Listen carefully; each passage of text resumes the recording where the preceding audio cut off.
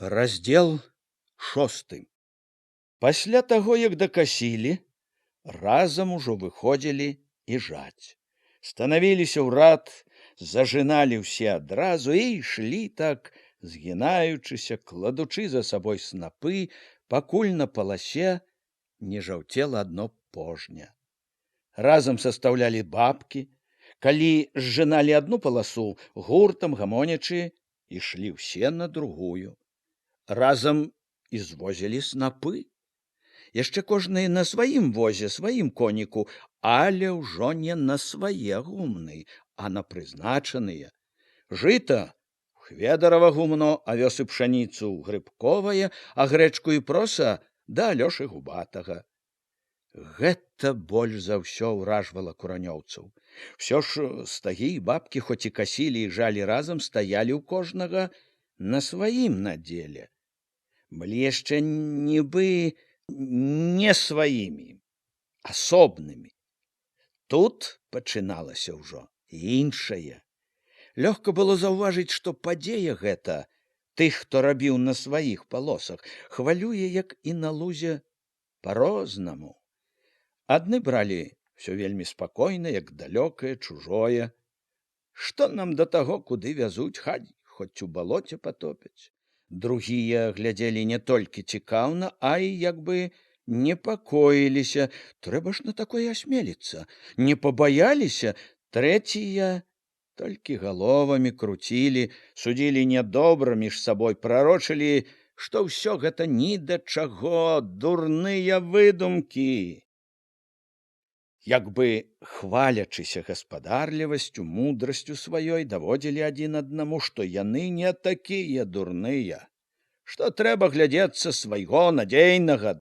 Адны пазіралі на вазы, што паўзлі ў чужыя гумны моўчкі, з нейкім думаннем, другія чапляліся, падсмейваліся. Месца ў сваіх мала ўжо? Ці лішняе? Ці е то таму, што грыбок лепей пасцеражэ? Так весялей, мабуць, аддаць сваё, потом ждаць, калі Міканор падзеліць, выдзеліць жменю з твайго ж добра. А потым пайшло яшчэ, калі пажалі, звезлі ў гумны ўсё, сталі зводзіць разам кароў, коней, звозіць вазы, плугі. У той дзень усе, хто быў у сяле, выбеглі на вуліцы, каля кожнай хаты, каля кожнага штыкетніка стаялі, глядзелі жанкі, мужчыны, дзеці. Гуртам, найбольш, праўда, дзеці рушылі ўслед. «Дзядзько Іван!» — гарлаў Ларывон зайчыку, што тупаў побач з возам, які цягнуў сівы стары конь. «Чаго тут твой рысак так неахвотна цягнецца? Як все адно у калгас не хоча?» «Не хапаецца!» — падчапіў хадошчын бацька.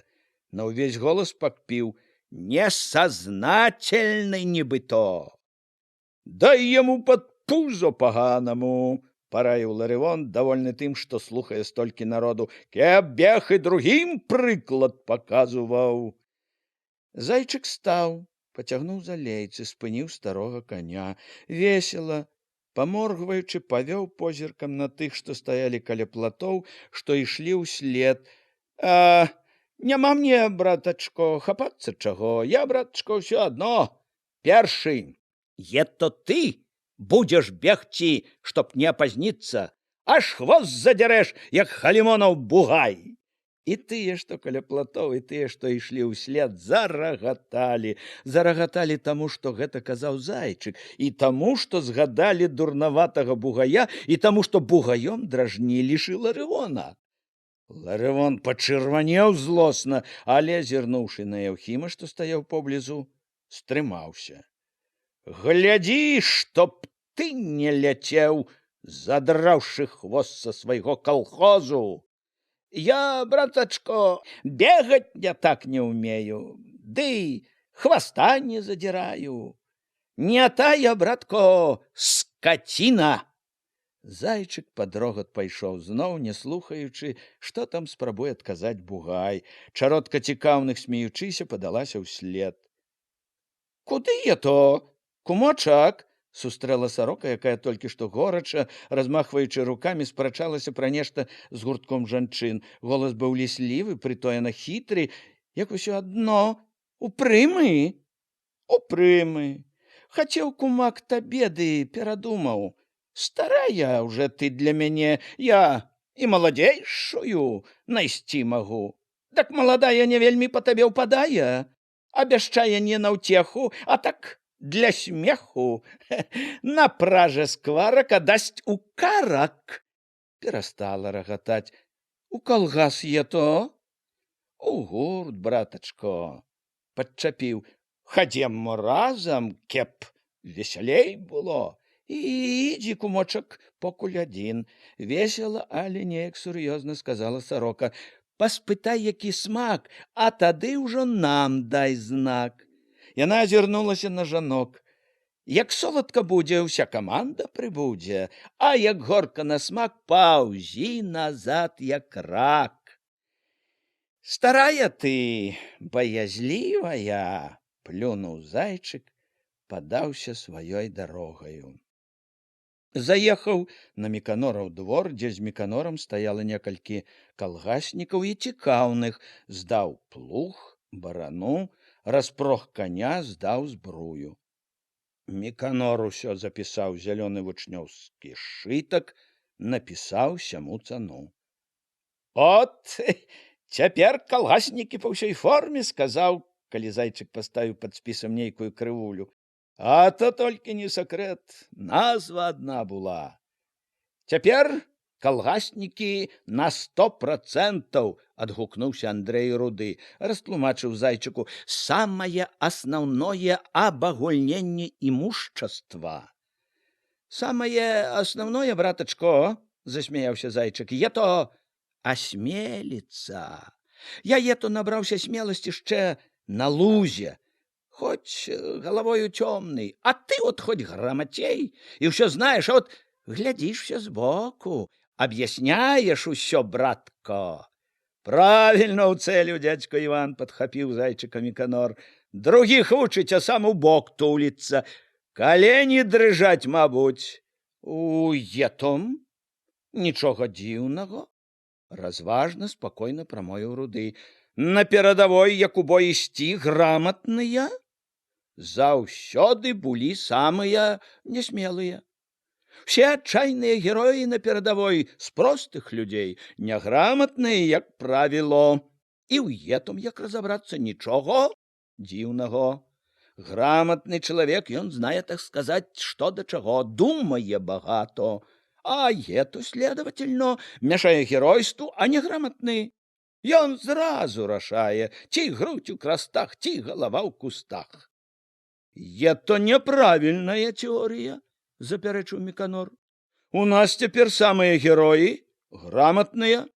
На тое советская ўлада и старается, чтоб грамотные были все. Да и тое неправильно, что у калгасе голова может быть у кустах. Руды хотел нешта сказать, оправдываючыся, але на двор ехаў Алёша губаты з возом. Ну, пора и табе ў калектив, сивый, зайчик заўважыў близко аднаго со своих малых, позваў. Антось, ходи.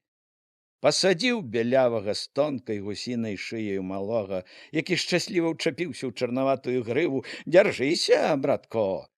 Подбег яшчэ адзін зайчыкаў малы, ухапіўся, тузануў. І мяне.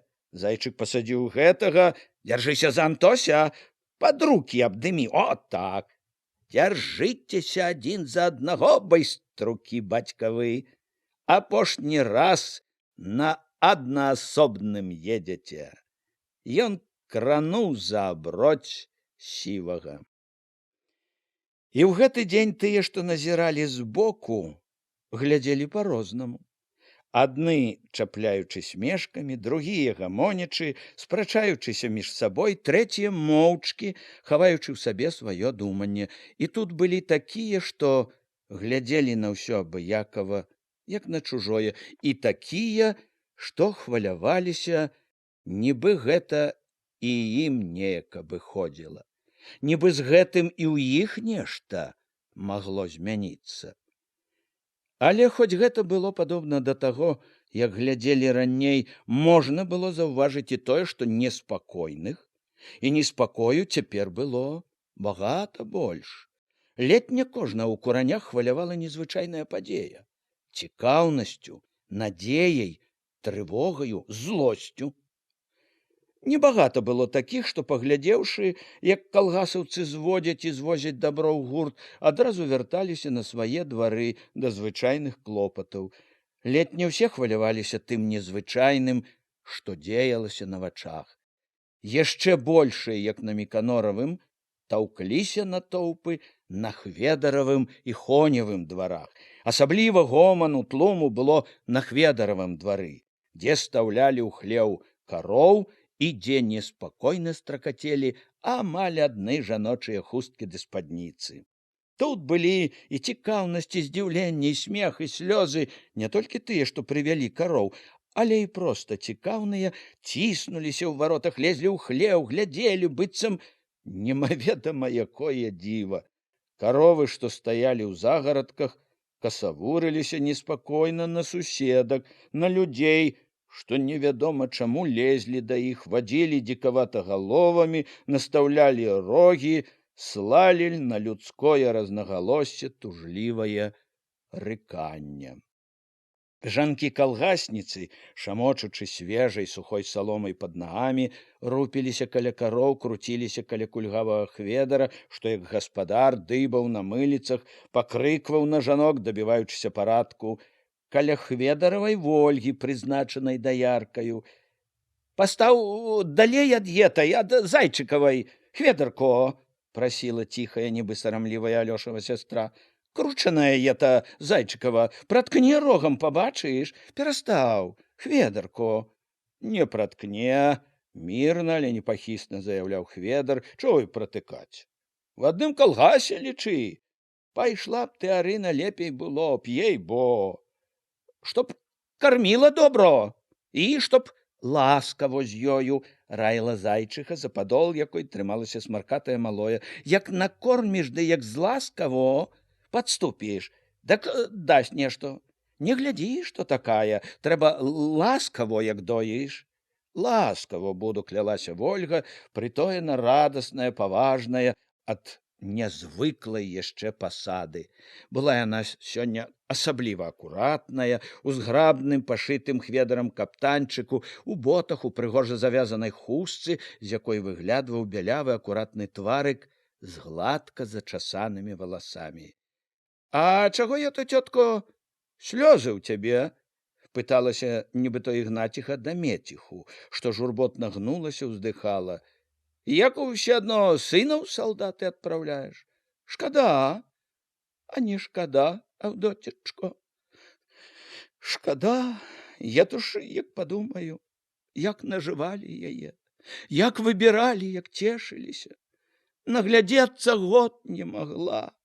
Ноччу, бывала, прачнуся, такая радасць возьме, устану, ей-бо, пайду, пагляджу, стаю, не нацешуся.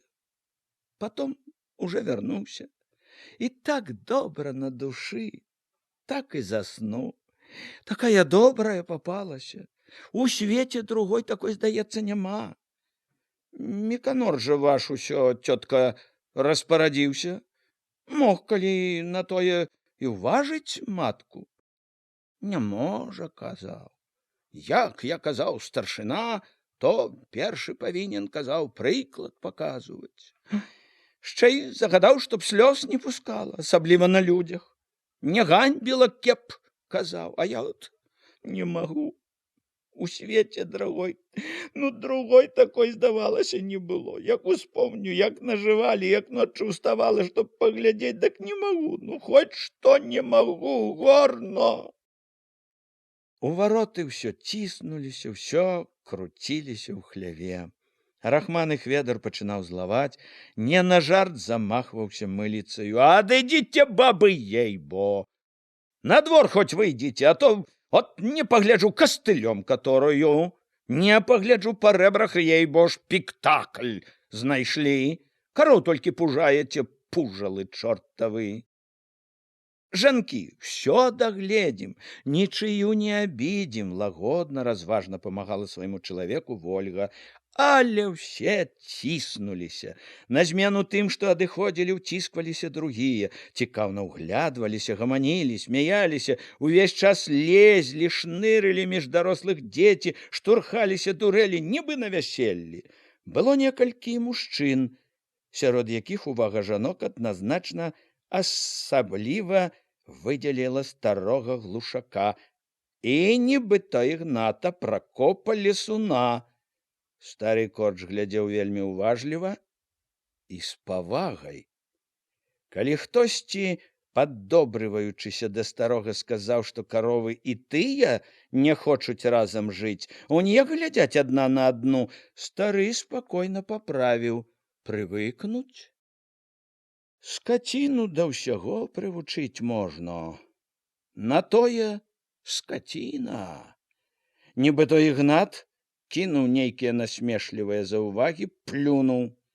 Лясун глядзеў моўчкі, панура, слова не выцягнуў, так і пасунуўся з двара, не гледзячы ні на каго, не зважаючы на тых, хто цікаўна глядзеў услед. Сярод жанок, што тоўпіліся на двары, найбольш хваляваліся Чарнушкава Куліна і Сарока. Як хто? А я? Чтоб такое зрабіла калі? Куліна круціла галавой з чырвоным злым тварам, клялася перад усімі: ніколі, нават пад прымусам. Жизнь не будзе. Прыйдзеш з работы, ніякай турботы, расстарэквала адважна Сарока. Ні каровы, ні свіняці, адны сцены ў хаце. Любата! Як это яно будзе? Трывожылася Васілёва Маня. Добра, як у каго няма нічого. А запярэчыла нявестцы Васілёва матка, не шкода хіба? Багатаму шкода карабля, а беднаму кашаля. Карова то не кашель, сказала нібыто Ігнаціха. То-то яно, што то правда будзе са ўсёй этой выдумкі. На Хоневым двары былі найбольш мужчыны. Тут таксама тоўпіліся каля варот, зазіралі ў хлеў. Некаторыя і калгасаўцы, і проста цікаўныя хадзілі ў хляве каля коней, і на двары, і ў варотах шныралі дзеці, ва ўсім падобныя на тых, што былі на Хведаравым двары. Мужчыны рабілі ўсё больш паважна, чым жанкі, і меркавалі, і пасмейваліся стрымана, як і належыць мужчынам. Багата хто былі нязвыкла задуменныя. Ледь не ўсе курылі. Хлеў спаліце, чэрці! Крычаў Хоня, што распараджаўся ўсім. Выйдзіце адсюль, не сход вам! Коней толькі трывожыце аднаасобніцкія душы. Правільно, Хартон, гані! Падтрымаў Хоню Міканор, што ўвайшоў вясёлай дужай хадою. Як ісці разам, дак не хочуць, а як глядзець, дак сяло цэлае. Дак кеп жа ўткнуць голову куды, адгукнуўся Міця ляснік. Глянуць наўперад трэба. Глядзіце, не сакрэт, вельмі доўго. Дак то ж не абы што. Міканор, як і належыць старшыні, пачаў аглядаць канюшню, праверыў, як пастаўлены коні, якое сена палажылі.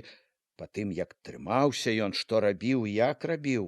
Усе маглі, усе, у каго вочы, павінны былі бачыць, што ў калгасе цвёрды, надзейны гаспадар. Чтоб корм Хартон даваў па рэжыму у паложаны час і па рацыёну, распарадзіўся Міканор. Кеб ніякіх парушэнняў. Па ўсіх законах навукі, як дагаворано. Хоня тым тонам, якімі трэба адказваць на распараджэнне, запэўніў, што ўсё будзе рабіць як належыць.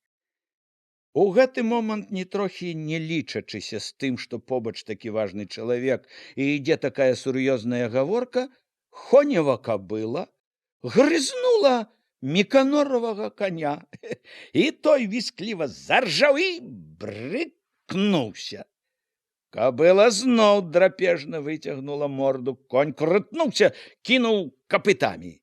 Пры высокім начальстве, нібы знарок ушчалася паганая старая бойка з віскам, з брыканнем, з агіднай злосцю. Хоня рынуўся да коня, перазаў пугаю мышастую сваю, супакоіў коня. Коні і тыя кусаюцца, як узрадаваўся хтосьці з тых, што ціснуліся ў варотах. І дзяліць няма чаго, сена ўсім адзінакава, брыкаюцца. Характер шчэ не сакрэт, аднаасобніцкі, хацеў адбыцца жартам Міканор.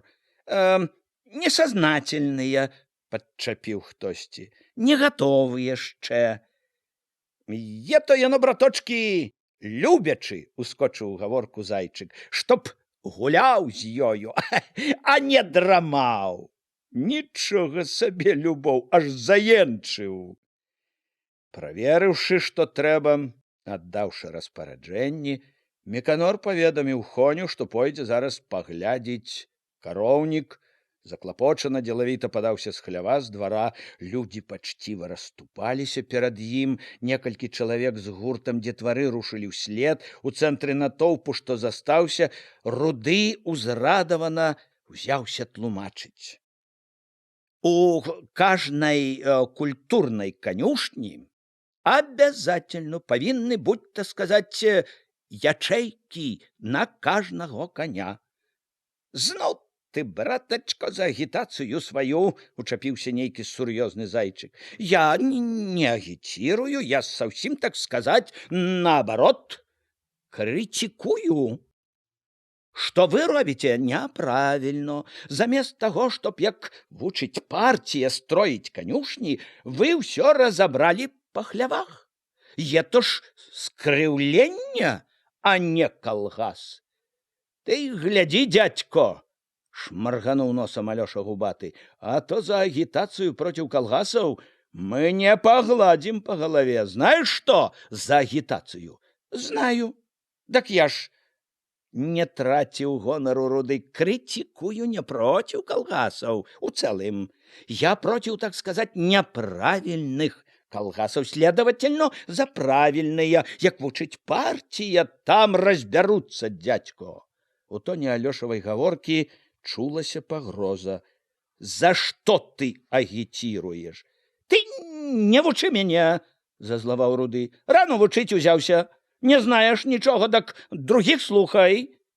Але ўсё ж прыціх, неўзабаве і зусім сышоў з двара, а іншыя яшчэ доўга тоўпіліся, вязалі стрыманую гаворку, маўчалі, курылі. Тое, што бачылі, чулі, было самым вялікім клопатам куранёў. Мала было такіх хат, двароў, дзе б не гаварылі пра гэта, не меркавалі, не думалі. Гаварылі, думалі ў хлявах, у гумнах, у полі, дома, зморана вячэраючы, у думнай начной цішыні на палацях. Абышоўшы ўсе двары, дзе збіраліся людзі, наслухаўшыся і нагаварыўшыся, Куліна Чарнушкавых толькі апоўдні вярнулася на свой двор. Чалавек каля хлява сек ножом свежае, толькі што нарванае зелля, рыхтаваў яду свінням. Як падурнелі, не першы раз абурылася, быццам і не заўважаючы таго, што робіць чалавек, не дзівячыся, што робіць яе справу, не да таго ёй. Чарнушка нібы не чуў, на ўколенцах сек і сек зелля, заняты быў, здавалася, толькі сваім клопатам. Потым ужо спакойна стала параіў. Не заракайся. Я, а не дождуцца. І не будуць дажыдацца. Сама пойдзеш, як прыйдзе пара. То я, ты. Чарнушка не спыніўся на момант. Звыкла сек зелля. Мачыха, яшчэ распаленая неўвагай чалавека, яго недавер'ем, не ведаючы, што сказаць, вартае таго гневу, які гарыць у ёй, склала раптам фігу, ашалела тыцнула кудысьці ў сяло. От ім! Чарнушка зноў стала параіў. Не заракайся. Кінуўшы секчы, ён устаў, зірнуў на жонку зморана і як бы не разумеючы. Чаго тыя то бядуеш так. Ён выдзеліў асабліва ты. Можна падумаць, ты найболей утраціш. Багацце самае вялікае, можна падумаць, у цябе, а не багацце. Як мы толькі ім і жывем. Куліна глядзела на чалавека і, здавалася, таксама не разумела яго. Багацце, што б яно правалілася. Свету белаго не бачыш, а толк які? Дочку ў багатыя вывелі, загаварыў ён раптам інакш, болесна, як бы са слязамі. Багацейкаю. Паняю зрабілі. Цесься адно! Зазлаваў, загадаў мачыся, бяры зелля, свінням давай, багачка.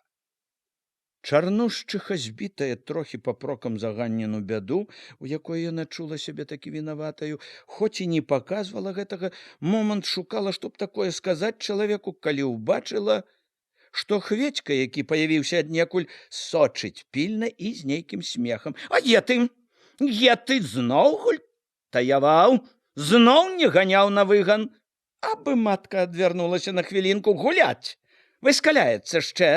Чарнушчыха ў запале пашукала, ці няма поблізу, дубца не знайшла і раптам ухапілася мяшаць свінням зелля. Няма калі етаму рабіць, прамовіў Чарнушка. У матку пайшоў. Таксама жыць не можа без палітыкі. Пад вечар зайшла Ганна, і спрэчка, што, здавалася, забылася ўжо, зноў згарэлася, толькі што цяпер і бацька, і мачыха, як нейкаму праўдзіваму суддзі, даводзілі Ганне кожны сваю праўду. Хведька таксама быў тут, у потемку моўчкі сядзеў за сталом, чакаў, што скажа праўдзівы суддзя матцы і бацьку. Сабраліся вячэраць, а не вячэралі, нібы забыліся, чаго сышліся.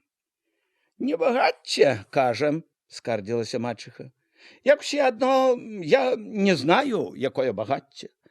Гора, а не багацце. Але й тое забуваць не трэба, якое не є, а жывем з яго. Жывем, не памерлі. Толькі што неахвотна, не любіў спрэчак, азваўся Чарнушка. Жывем, дзякуваць Богу, і ядзім нешта, і адзеты, і хлеб твой, і хата твая, і карова, і авечкі твае. Як там не жывеш, а жывеш спакойна? Знаеш, калі што якое, дык выручыць екаму. От то-то і яно. Зноў коратка і неахвотна запярэчыў Чарнушка. Ганне не хацелася спрэчкі, прыйшла пасядзець сярод сваіх, адпачыць ад працы, ад нямілай карчоўскай прагнасці. Жыць, канешне, трэба з нечаго. Разважна для прыліку адказвала яна мачыся. А толькі, мамо, шчасце не в адном багацці. Хто ж кажа, Ганно? Я толькі што пра гаспадарку думаць трэба. Як жыць будзеш, думаць трэба. Як є ў чалавека шчасце, мамо, дак і гаспадарка значыць нешта. А як няма, які толк са ўсяго? Яно, канешне, і без шчасця не соладко. Але як есці не будзе чаго, як зубы на паліцу палажыць прыйдзецца, дак от будзе шчасця. Бы адно голадам марыць там будуць, азваўся Чарнушка. Пераначуваць всё страшно, разважна прамовіла Ганна. Да і тое, праўда, неведама, як там будзе. А толькі горай, як є, наўрад ці будзе. Горай, здаецца, не бывае. У той жа час у Васілёвай хаце все таксама сядзелі за сталом, у потемку сёрбалі боршч, вячэралі моўчкі, толькі Васілёва малое захліпала ў калысцы, Маня недовольна прамовіла зноў. Як усе адно знарок толькі прысядзеш, каб узяць, што ў рот, што табе, сказала злосна клянучы, але Васіль перабіў клятьбу, загадаў ісці пакарміць малое. Скончыў Володька сёрбаць, палез на палаце, перахрысціўся на абразы, дзед Дзяніс зачэкаў красалам, хацеў закурыць люльку, калі матка, што сядзела ля Васіля ўскрай стала, затурбавалася ў голас. Як то яно цяпер будзе? Звярнула тым часам з'езджанай дарогі, азваўся дзед.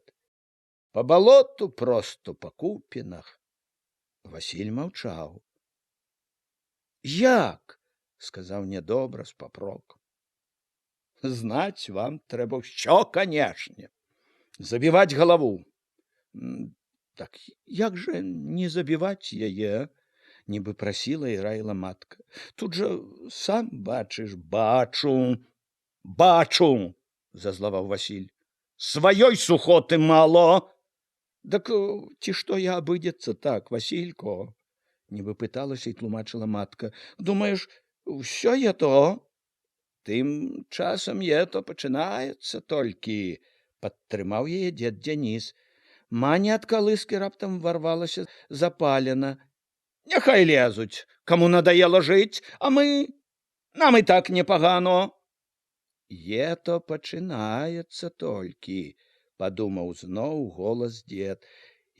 То так не кончыцца. То-то ж і думкі всякія, Васілько. Васіль устаў з-за стола, матка адразу адсунулася, прапусціла, стала збіраць лыжкі, павольна, нібы чакала, як пойдзе далей гаворка. Як яно кончыцца, ніхто не знае, сказаў Васіль спакойна, разважна стала, як і належала гаспадару, галоўнаму чалавеку ў хаце. Нам і без таго сухоты па горло. Як бы папракаць стаў, трэба отмалаціць жыто, ячмень да авёс, дараць. Хату дарабляць трэба, чтоб перабрацца скарэй, чтоб дзерава не пагніло да ўлазін. Памаўчаў трохі. Для цагельні азімае пасеяць, думаю. Азімае павінна ўрадзіць, сказаў дзед. Як пагода не падгуляе, павінно. Хату трэба, чтоб памог дакончыць бацько, сказаў Васіль ужо да Мані, чтоб і Пятра ўзяў на падмогу. Паможа, я скажу, паабяцала Маня. Тым і скончылася гаворка ў дзятлікавых хаце. Сталі разыходзіцца па палацях, раздзявацца. Адзін дзед, які і летам спаў на печы, доўга яшчэ круціўся бяссонна, не мог уцішыць назольны кашаль. Доўга не спалася Хадосьцы. Яна, як звычайна, ляжала на палацях з малымі. Маленькі Антосік, скурчыўшыся, соваў ёй каленямі ў бок, уцінаў галоўку ёй пад паху. Хадоська ласкава падымала яго на руку, але праз момант ён зноў саскоўзваў з рукі, уцінаўся галоўкай пад паху. Усе малыя спалі. Толькі зрэдку з ціхім мерным дыханнем злучалася глухое мармытанне. Дзеці штосьці снілі, але сны сніліся ім добрыя, не будзілі нікога. Недарма найбольш чулася Хадосьцы ціхае, салодкае плямканне. Бацькі ж не спалі. Хоць спачатку не гаварылі, Хадоська здагадвалася, што не спяць, думаюць пра штосьці. Гаспадары, прахрыпеў нядобра з пагардай бацька. Сышліся, галота. Ты, багацей, ціха папракнула матка, не раўняй ім, нібыто. Ціхо ты, шапнула беражліва матка, зноў папракнула. Нос задзіраеш? Глядзі, каб не апусцілі. Хто это апусціць? Няма каму. От упаяюць цвёрдае. Не упаяюць, упэўнена сказаў бацька. Серадняк, нібыто. Сягоння серадняк, а заўтра захочуць. Прылепяць цвёрдае. Не прылепяць няма за што. Е за што. Язык распускаеш вельмі, смелы вельмі. Смелы. Што думаю, то і рэжу. Я і кажу. Ды не грымі, разбудзіш. Бацькаў голас яшчэ падужэў: і буду рэзаць, што думаю, маўчаць нясцерпно. Ціхо кажу. Зноў шапнула просячы матка, сказала з папрокам: пра дзяцей трэба думаць. Ты адна думаеш, нібы то, і ты думай, не адны. Бацько плюнуў, і чуваць было важка павярнуўся. Не спаў таксама доўга, але ўжо не загаворваў з маткаю. Думаў штосьці сам сабе. Хадоська думала мала, неахвотна, чула сябе дзіўна адзінокай, пакінутай. Дзень гэты нібы адабраў яе надзею.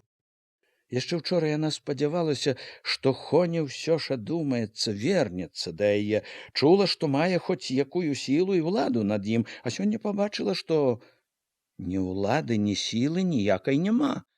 Няма таго радаснага, цёплага, чым жыла ўжо даўно, з чым песціла самыя дарагія надзеі. Хоня не паслухаўся, пайшоў далей. Зусім разышоўся. Казала ж яму, пра калгас каб і не думаў. У калгас, казала ж яна, не пойдзе хоць што. Калі не выпішацца, каб і не думаў пра яе. Дык от, завёў усё сваё, аддаў.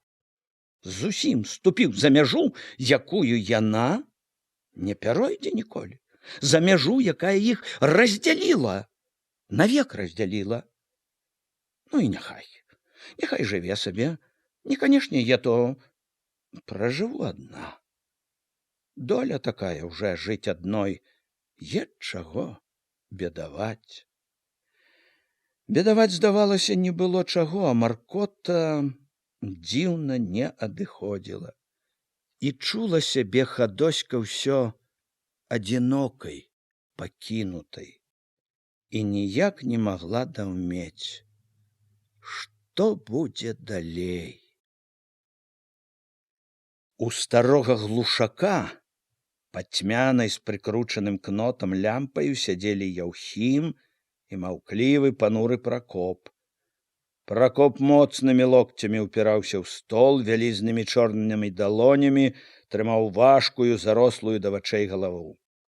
Яўхім, трохі горбячыся на ўслоне, па-дамашняму, увесь узрэбным, у лапцях, прыжмурваючы вока, дыміў папяросаю. «Дядько, не думайце багато», – казаў, пасміхваючыся Яўхім, – «вам, ей-бо, няма чаго голову ламаць. Вам, дядько, самы момент у калгас». Пракоп варухнуў брывом, коса і люта зірнуў на яго.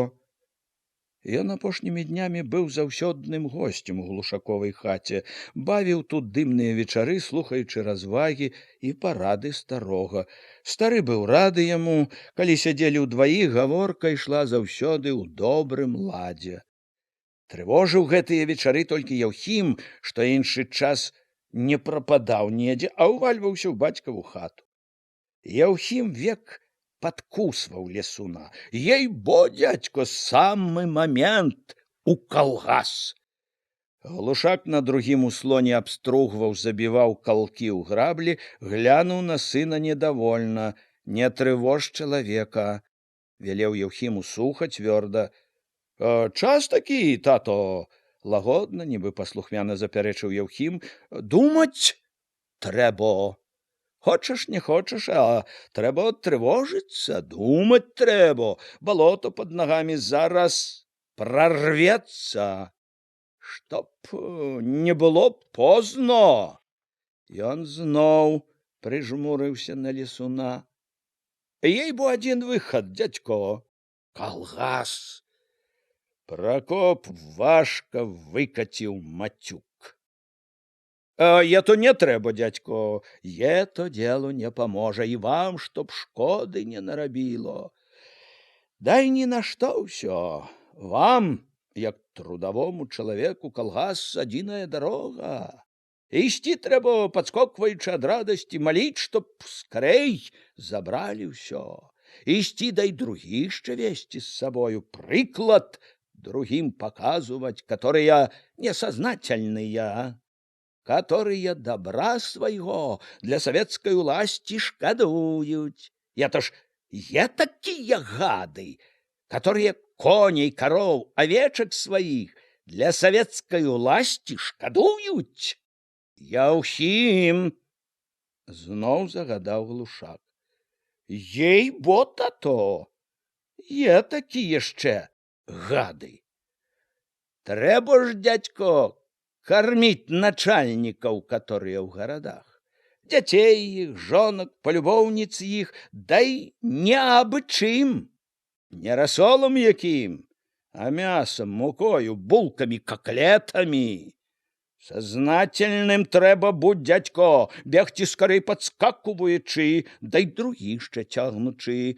А вы, эх вы, дядько, на что только голова у вас на плечах, думаете ще. Скорей у колгас бежите, ей-бо, не бойтеся, что Миконор не даст рады, и он спрытный, скоро знайде збыт усяму. Вам голову ломать не придется, не бойтеся. Бяжыце! Што ж то праўда будзе? Адгукнулася ад палацяў старая, якая то драмала, то абуджалася. Будзе, што хоча савецкая ўласць. Што хоча, то і будзе. Яхім дакурыў, плюнуў на акурак, растаптаў лапцем на падлозе. Савецкая ўласць! Уласць цвёрдая! Што намерыцца, тое і зробіць. Адолеў сур'ёзнасць, зноў загаварыў з насмешачкай. Я, калі б не цвёрдае заданне, з радасцю б у калгас. А то ж не прымуць. Элемент класавы. Не паглядзяць, што і жонка з трудзяшчага элемента. Устаў, сабраўся ісці, задумаўся чагосьці, неспадзявана сур'ёзна сказаў: такі праўда, пайшоў бы. Все адно жыць не жывеш, а там, хто знае, мо і будзе нешта. Толькі ж зноў прамовіў з насмешкай: не просяць, а лезці, калі б'юць, не люблю. Наплёў, пакруціў галавою стары, калі Яўхім бразнуў сенечнай клямкаю.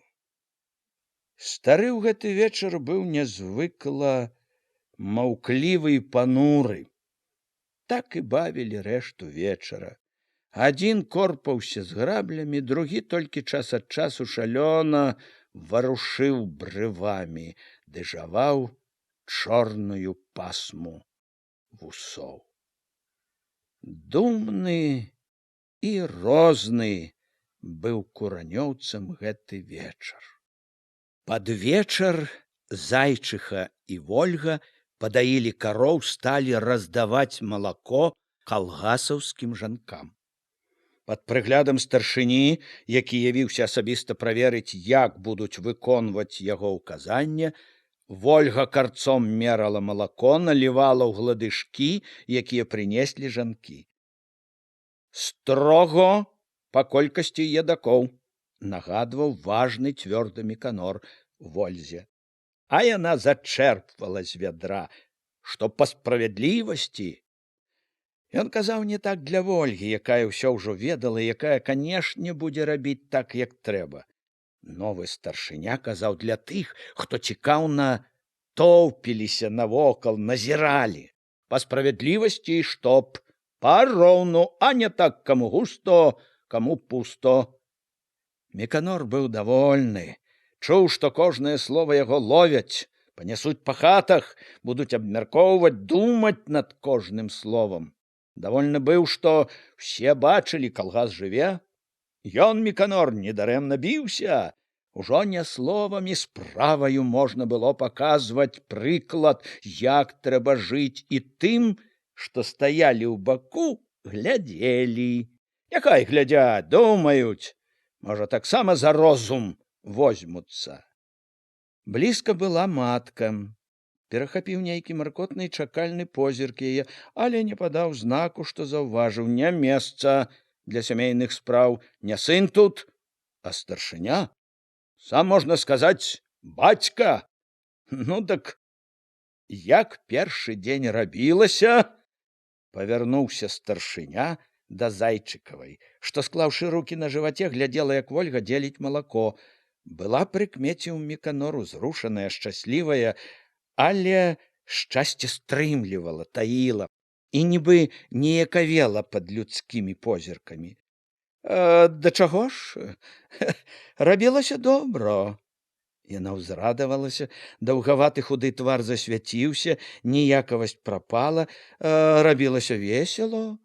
Толькі Алёшава, зноў зрадавалася нібы, не даецца, не прызнае быццам. Я і так да яе не хоча. Адну Арыну падпусціла.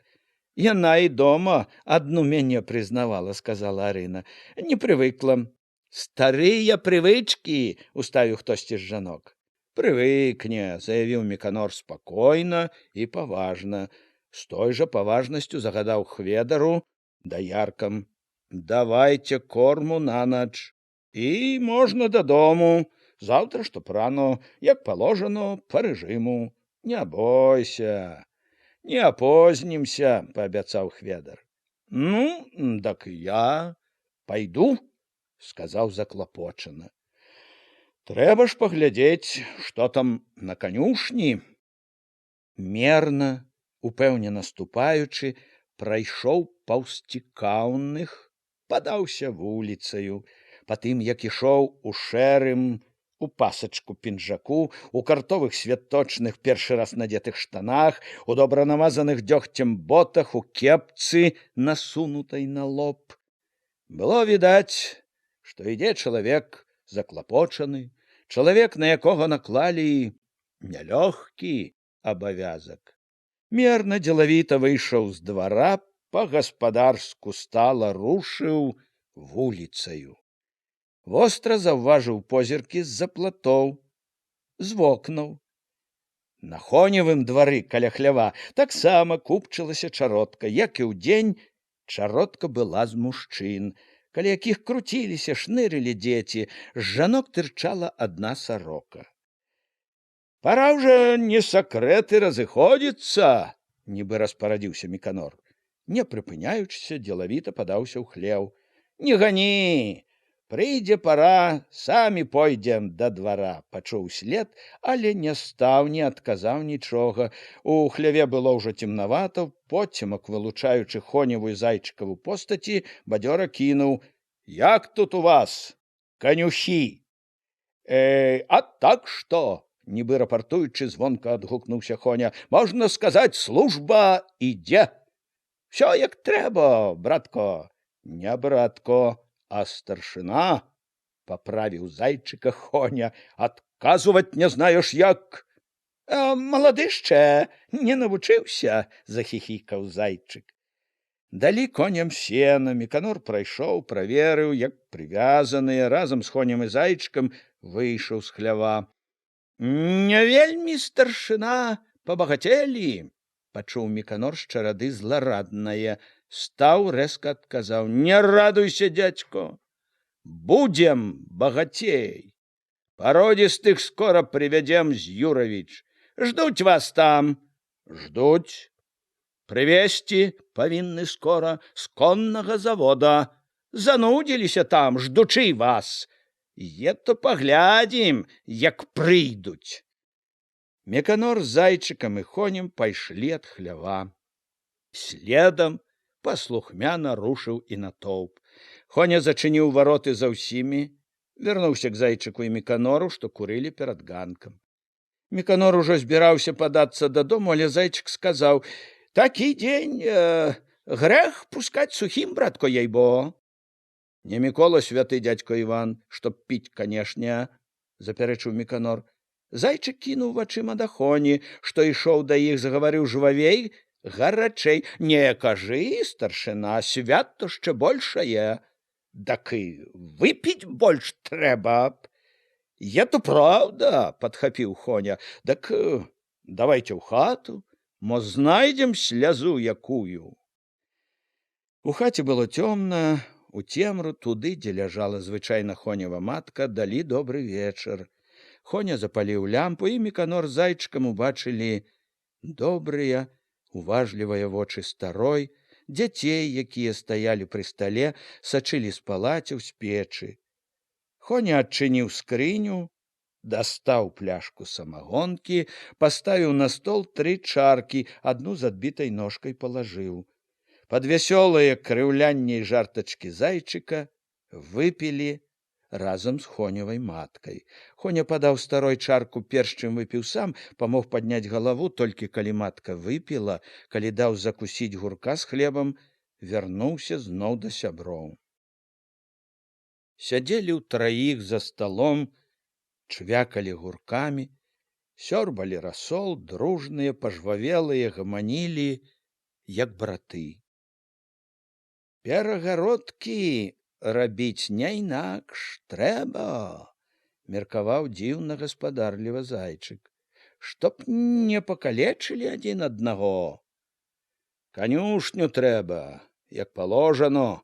Міканор чуў, як ад выпітай гарэлкі мацнее ў ім задзірыстая ахвота спрачацца, выстаўляць сваё. На 30 коней, з кармушкамі, са станкамі, як у Вадавічах. Непагано б, засмяяўся Хоня, толькі што малаціць трэба ды араць. Аранне адложым покуль. Землеўпарадкаванне наўперад правядзём, чтоб адзін і масіў адрэзалі. Да кеб землі не сакрэт, як паложано калгасу, лепшай, што каля цагельні я требую. Непагано, нагледзеў, засмяяўся Хоня. Выбраў, пахваліў і зайчык. Калі падрэзалі е, то ані гадкі былі б, ей-бо. Адрэжуць, я требую, пад калгас па закону паложано, лепшую павінны. Лепяцца там уже на лепшай, гвалт падымецца на ўсё сяло, разважліва сказаў Хоня. Як муравейнік забегаюць, калі кіем разварушыш. Зайчык пакруціў галавою. У самы муравейнік уткнем, кій, браткі. Дятлік вытаргаваў там палоску ад лесуна. Згадаў, быццам спачуваючы Хоня. Будзе галасу, радаваўся зайчык. Е такія, што і так зубы точаць, панура сказаў Міканор. Кеб далі рады, з'елі б, кеб зубы такія мелі. Это правда, Міканорка? Весело падтрымаў зайчык. Багацеі смеюцца, галадранцы сышліся, няхай смеюцца.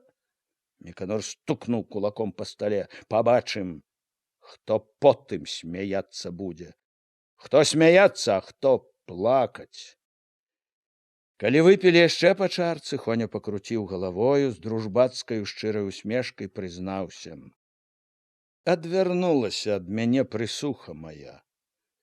Сягонняшняга дня любоў мая дала трэшчыну.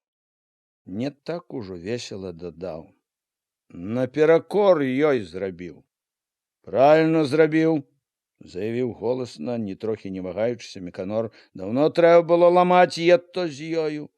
Кулацкае не сакрэт, нутро ў яе ў хадоські. Точно такое, як і ў бацькі яе. Пра бацьку не скажу нічога. На яе ты дарэмно. Ціха, але ўпэўнена сказаў Хоня. Не дарэмна, нібыта Ігнат 100% кулак па нутру. І яна недалёку ад яго. Ты правільно е, то што паламаў, канчаць трэба зразу. Хоня помаўчаў трохі, не тоячыся, прызнаўся. Не магу. От сягоння, як успомніў, кошкі душу шкрабуць, сам сабе не рады. Цвёрдасці ў цябе мало, сказаў з папрокам Міканор, ніякай пралетарскай стойкасці. Мало, ахвотна згадзіўся Хоня, неспадзявана са звычайнай сваёй бесклапотнасцю зарагатаў. Да яе, правда, мало. Міканор ад гэтага рогату нахмурыўся больш. Не таіў, што яму не падабаецца неразумны Хоню смех. Зайчык раптам заўважыў, кіўнуў Хоню на палаці.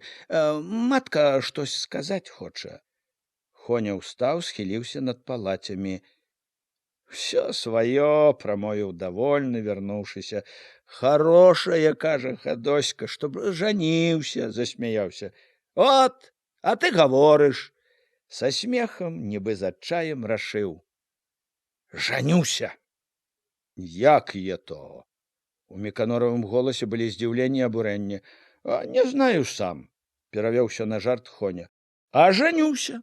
Правда?» Зайчык ускочыў у гаворкі, смешачкамі адвёў яе з небяспечнага кірунку. Рэшта вечара ішла зноў у добрым ладзе ў агульным клопаце. Гаманілі зноў, як браты, і разышліся прыхільныя, таварыскія, не нагаварыўшыся, здавалася, ўдосталь. Калі Міканор вярнуўся да хаты, матка і бацька яшчэ не спалі. Бацька, што сядзеў разуты ў споднім на палацях, зірнуў насустрач з радасцю і гонарам. «Дзе е то заседзіўся старшына?» У тым, што ён назваў не Міканор, а старшына, у тым, як сказаў гэта, чуўся таксама гонар сынам. Матка адразу дастала з печы чыгун, насыпала ў місу картоплі, паставіла сковородку з салам. Звычайну вечеру падавалі гуркі ці капусту, і Міканор гэта адзначыў таксама, як знак павагі да сённяшняй яго працы. Можа быць, што зрабіць гэта параіў матцы бацька. «Тато, пойдзеце заўтра на канюшню», — сказаў бацьку. «Кармушкі рабіць і перагародкі». Бацька кіўнуў. «Добра», паслухмяна і з радасцю. Міканор еў ахвотна, са смакам, і прычынаю гэтаму былі не толькі гарэлка ды бедная Хонева закуска, а і вясёласць, што зноў поўніла ўсяго. З-за гэтай вясёласці не бачыў, якім маркотным позіркам глядзела матка, што сядзела па другі бок стала, цярпліва склаўшы на грудях рукі. «Як я то будзе, Міканорко?» Не вытрывала, запытала нясмела. «Што як?» Глянуў нібы здалёк Міканор. «Голо, пуста ў хляве, як вымерла ўсё, сумота». Міканор выцер сковородку кавалачкам хлеба, даеў спакойна, дасведчана параіў. «Забуваць трэба, мамо, на старое». Устаўшы з-за стала, дадаў: «А калі ўжо ў хлеў, канешне, глядзець, то ідзіце глядзець у калгасны, там не пусто». У цемры на палацях яму зноў згадаліся насмешлівыя. Пабагацелі. Спрэчка з Хонем пра Хадоську, але яны хутка адступілі перад шырокай, клопатнай радасцю, ад якой усярэдзіне было цёпла і хораша. Нават пра бяду сваю, што прыхаваная ад людскіх вачэй ныла, шчымела неадольна ў сэрцы, пра недасяжную прысуху сваю, глінішчанскую настаўніцу, думаў без заўсёднага шкадавання аб няскладнасці жыцця. Думкі, якія весяліла неўтаймоўнае адчуванне вялікай перамены, жвава беглі наперад. Веялку скорей привезти, которую обещали, а чтоб молотарню добиться, да и трактор поспробовать бы добиться, хоть на день, кеп показал, что такое колгас. Дадуть, не дадуть, а поспробовать трэба. А галоўнае не сакрэт, чтоб упарадкаваць землю скорей, чтоб каморніка прислали, не зацягваючы доўго, чтоб зараннем не опозніцца. Упарадкаванне зямлі галоўнае, самую добрую землю, тую, што каля цагельні, канешне, ніякую другую. Будзе зямля добрая, будзе ўсё. Няхай пасмяюцца тады усялякія карчы ды ігнацікі. Паглядзім, як смяяцца будуць. І кароў пародзістых дабіцца трэба, і будавацца, канешне. кароўнік, канюшню, свіран, як паложано. Але наўперад, канешне, зямлёй упарадкавацца і, канешне, тую, што каля цагельні, зямля галоўнае. І наступнымі днямі нямала сыходзілася цікаўных на Хведаравым і Хоневым дварах, але больш пільна збіраліся тыя, чые стаялі ў хлявах каровы ды коні. Асаблівай настойлівасцю было прыкметна вылучаліся жанкі. Жанкі, праўда, быццам памагалі карміць, даіць, але старанне гэтае больш давала адзін вынік. Кожная, як магла, заміналі Хведару даяркам. Хведар нярэдка лаяў жанок, адганяў, але непаслухмяныя яны лезлі і лезлі ў хлеў. Патроху прывыклі к іншым рукам каровы і не касавурыліся, і малака больш давалі, не таілі, а жанкі ўсё не хацелі адвыкаць ад сваіх рагуль. Управіўшыся з каровамі ды коньмі, даяркі і конюхі ішлі ў гумны. Зайчык і Хоня браліся за цапы з прымаўкамі, са смешкамі, выпярэджваючы адзін аднаго, білі па снапах. Цапы ў калгасных гумнах, як і ў іншых, цупалі з рання да позняга вечара. Малацілі Міканораў бацька, Лёша, Хведарава Вольга, сам Міканор. Намалочанае збожжа звозілі ў Хведараў свіран. Кульгавы Хведар зважваў усё, запісваў кніжку, стукаючы па падлозе драўлянай нагой, памагаў сыпаць у засекі. Хведар не толькі памагаў жанкам у хляве, але і быў упраўным кладаўшчыком.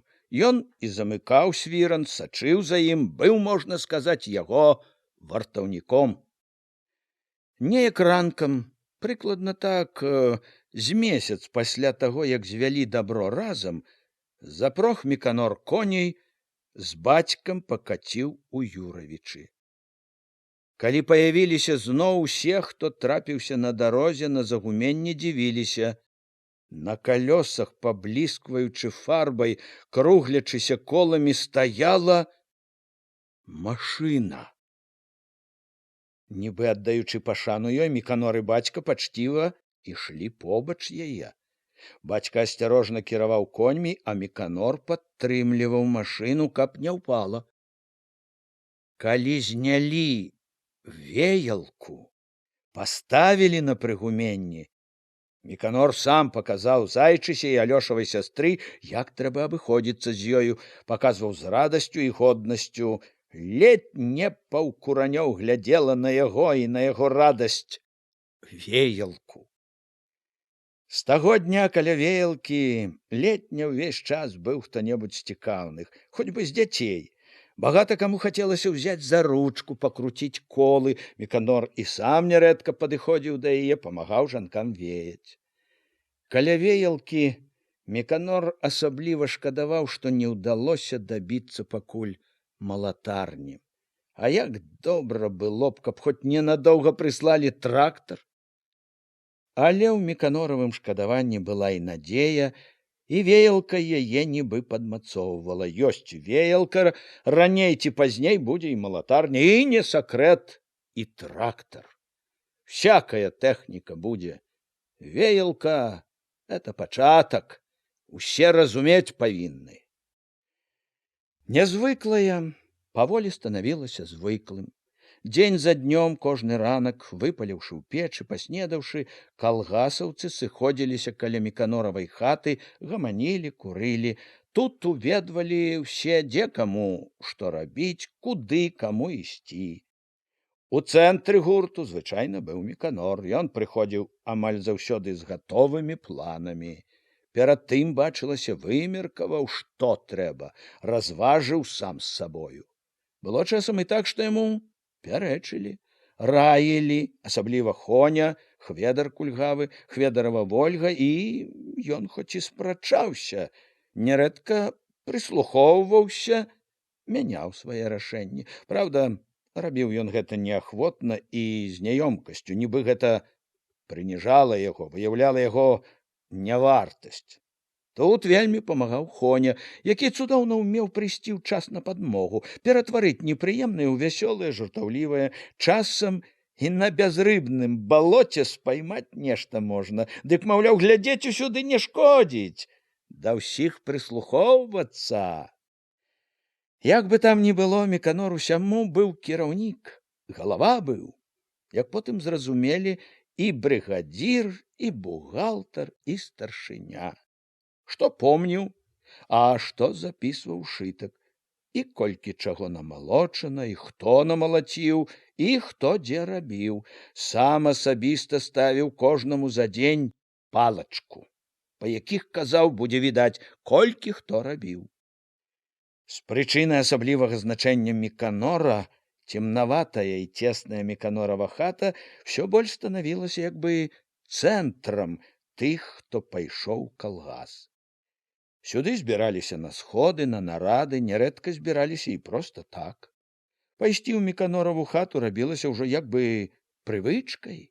Вечарамі ў Міканоравай хаце цяпер век свяціліся вокны, век гаманілі, меркавалі пра нешта калгасаўцы. Іншы раз было так без Міканора, калі Міканору даводзілася прападаць вечарамі в Алешніках ці Юравічах. Раз ці два гэтымі вечарамі няпрошаны заходзіў Міканораву хату Глушакоў Сцяпан. Сядзеў ён звычайна моўчкі, амаль увесь час глядзеў толькі ды слухаў. Міканору не даспадобы былі гэтыя яго наведванні, але старшыня неяк прамаўчаў. У хату прыходзіла нямала іншых пабочных, ды і сакрэтаў якіх-небудзь у тыя вечары не было. Так што праганяць хлопца не было і прычыны. Але праз некалькі дзён хлопец паявіўся на двары ўранку, стукнуў дзвярыма, улез у хату. Міканор яшчэ не ўправіўся вочы працерці, пасля сну санліва сапучы нацягваў сухія пыляныя боты, зіркнуў з-пад лба недавольна. Чаго прыйшоў? Не адказаў на прывітанне. Хлопец нібы няёмка прыдурваецца, стаў каля дзвярэй, пачаў мяць у руках шапку. У калгас. Прасіць хочу. У калгас? Міканор паглядзеў на яго, нібы хацеў зразумець, што ён удумаў. Пацікаюся непрыемна, чаго я то? Як усе? Жыць? Міканор устаў, націснуў на бот, зноў глядзеў пранікліва. Хто я то навучыў цябе? Бацько? Ці Еўхім? Сцяпан збянтэжыўся больш, пачырванеў. Сам я. Сам. Міканораў позірк паказваў. Думаў, знайшоў дурня. Сказаў спакойна, насмешліва. Ідзі скажы свайму бацьку ці брату. Скажы, мы не такія дурныя, як ён думае. Чаго? Не зразумеў Сцяпан. На твары яго паявілася нешта разгубленае і дурнаватае. Скажы, няхай сам прыйдзе, жорстка сказаў Міканор. Чаго? Ён і мяне не пусціць. Міканор сабраўся ісці мыцца. Вы мне не верыце. Міканор зазлаваў. Не верыце. Не верыце. Знаю я вас. Твой бацька таксама сіратою ўмее слязу пусціць. Мне бацько не ўказ. У мяне свая галава. У Сцяпанавым голасе пачулася ўпартасць. І Еўхім мне не пара. Пара, не пара, аднаго поля. На адным полі рознае расці можа. Не, канешне, як бацько такі, дак і я. Не для вас е то. Ясно? Узяла нецярплівасць Міканора. Дак як жа мне? Сцяпан стуліўся, нібы прасіў аб літасці. Міканору стала шкада яго. Ён і злаваў таму, што ўвесь час лезла агіднае шкадаванне, якого не павінна было быць. Адужаў чуласць, адрэзаў. Не блытайся пад нагамі, от як! Зачэрпнуў карцом вады і нахіліўся над начоўкамі. Ужо за спіной пачуў недарэчнае. Дык бувайце здаровы. Добра не было на гэты час у хаце маткі. Калі ўвайшла, запыталася, чаго прыходзіў Сцяпан. Міканор толькі махнуў рукою, ведаў, што матцы лепей не гаварыць пра гэта. Увесь дзень было дзіўна ніякава. Лезла, тачыла непаслухмяная вінаватасць, як бы несумленна, пагана абышоўся са Сцяпанам. Гнаў развагі, што Сцяпан і стары яго розныя зусім, што са Сцяпана не сакрэт мог толк быць. Падтрымліваў ранішнюю цвёрдасць. Тое, што можа быць, яшчэ не значыць, што так, канешне, і будзе, што Сцяпан не можа, калі захоча стары, стаць за яго, за Яўхіма, за ўсё кулацкае кодла. Пераконваў сябе, правільна зрабіў, так і трэба. Стараўся не прызнаваць, што злаваў на Сцяпана, нецярплівы быў асабліва таму, што глушакі гэта ўжо не раз чапляла матка, хоць і не блізкія, а сваякі. Ён і матцы казаў, і сам думаў, што лічыць такіх сваякамі можна толькі на здзек яму. Але як там не кажы, сваяцтва ўсё ж нейкае было, і што не думай, нейкі цень на яго кідала. І ад гэтага ў яго была асаблівая злосць на глушакоў, як бы яны хацелі падкапацца да яго такім спосабам.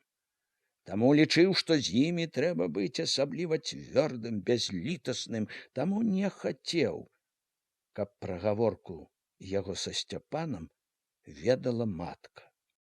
Нярэдка бавіў вечары ў Міканоравай хаце Андрэй Руды. Ссаў свае далікатныя папяросы люлечкі, пускаў у ноздрамі далікатныя струменчыкі дыму, слухаў іншых, улазіў са сваімі меркаваннямі, парадамі. Тым, як ён слухаў іншых, прыжмурыўшы вочы з паблажлівай усмешачкай, як гаварыў павучальна тонам старэйшага, мудрага, ён як бы паказваў, што ведае ў гэтым даволі. Вельмі, можа быць, больш за іншых. Ён так трымаўся, нібы быў тут не госцем, якога ніхто не прасіў, а ледь не галоўнай асобай, ва ўсякім разе, другой пасля Міканора. Міканор, якога Руды не раз дапаўняў, а аднойчы ўзяў нават папраўляць, ускіпеў: «Дядько, чаго вы лезеце сюды? Куды вас не просяць? Без вас разбяромся. Прыйшлі? Так сядзіце ціхо, ясно? Ты чаго кідаешся?» Не хацеў траціць годнасці Андрэй. «Ежели совет даюць, так сказаць, дзякуваць трэба, што памагаюць разумным словам, а не гырчаць. Я не гырчу. Я папярэджваю, чтоб не разводзілі тут сваю агітацыю і чтоб не падрывалі аўтарытэт. Ясно?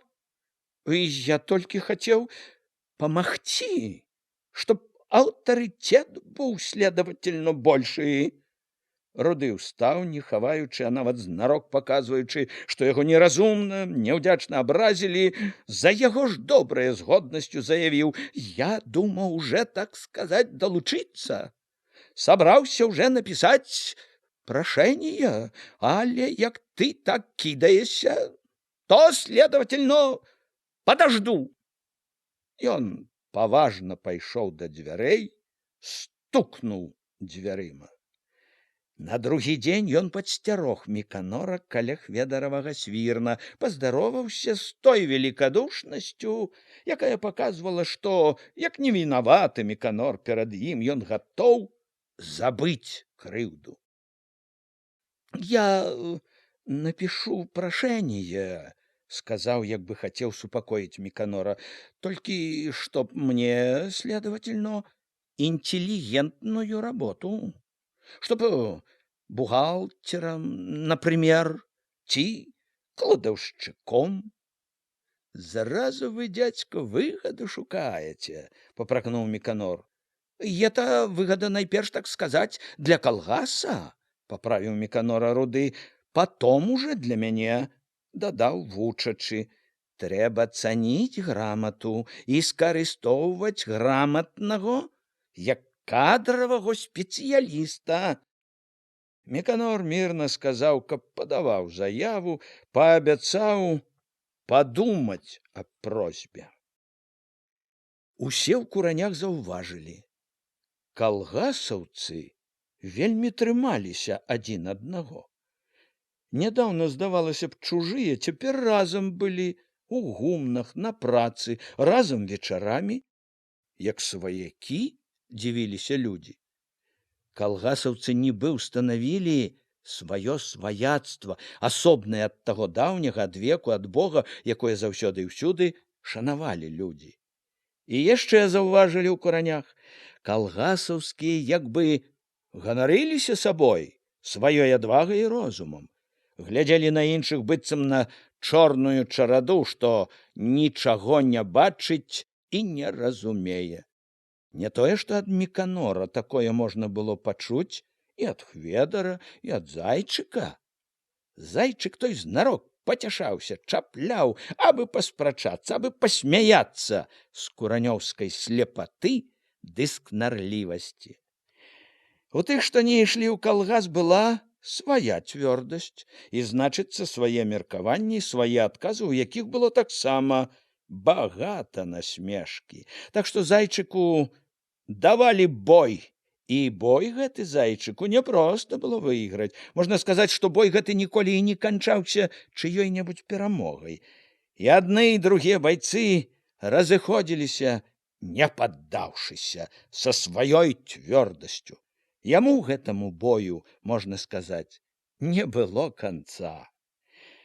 Міканорава хата была ў гэтым змаганні як нейкая управа, ад якой багата залежыць, чым скончыцца цяперашняя, найважнейшая ў гісторыі куранёў спрэчка.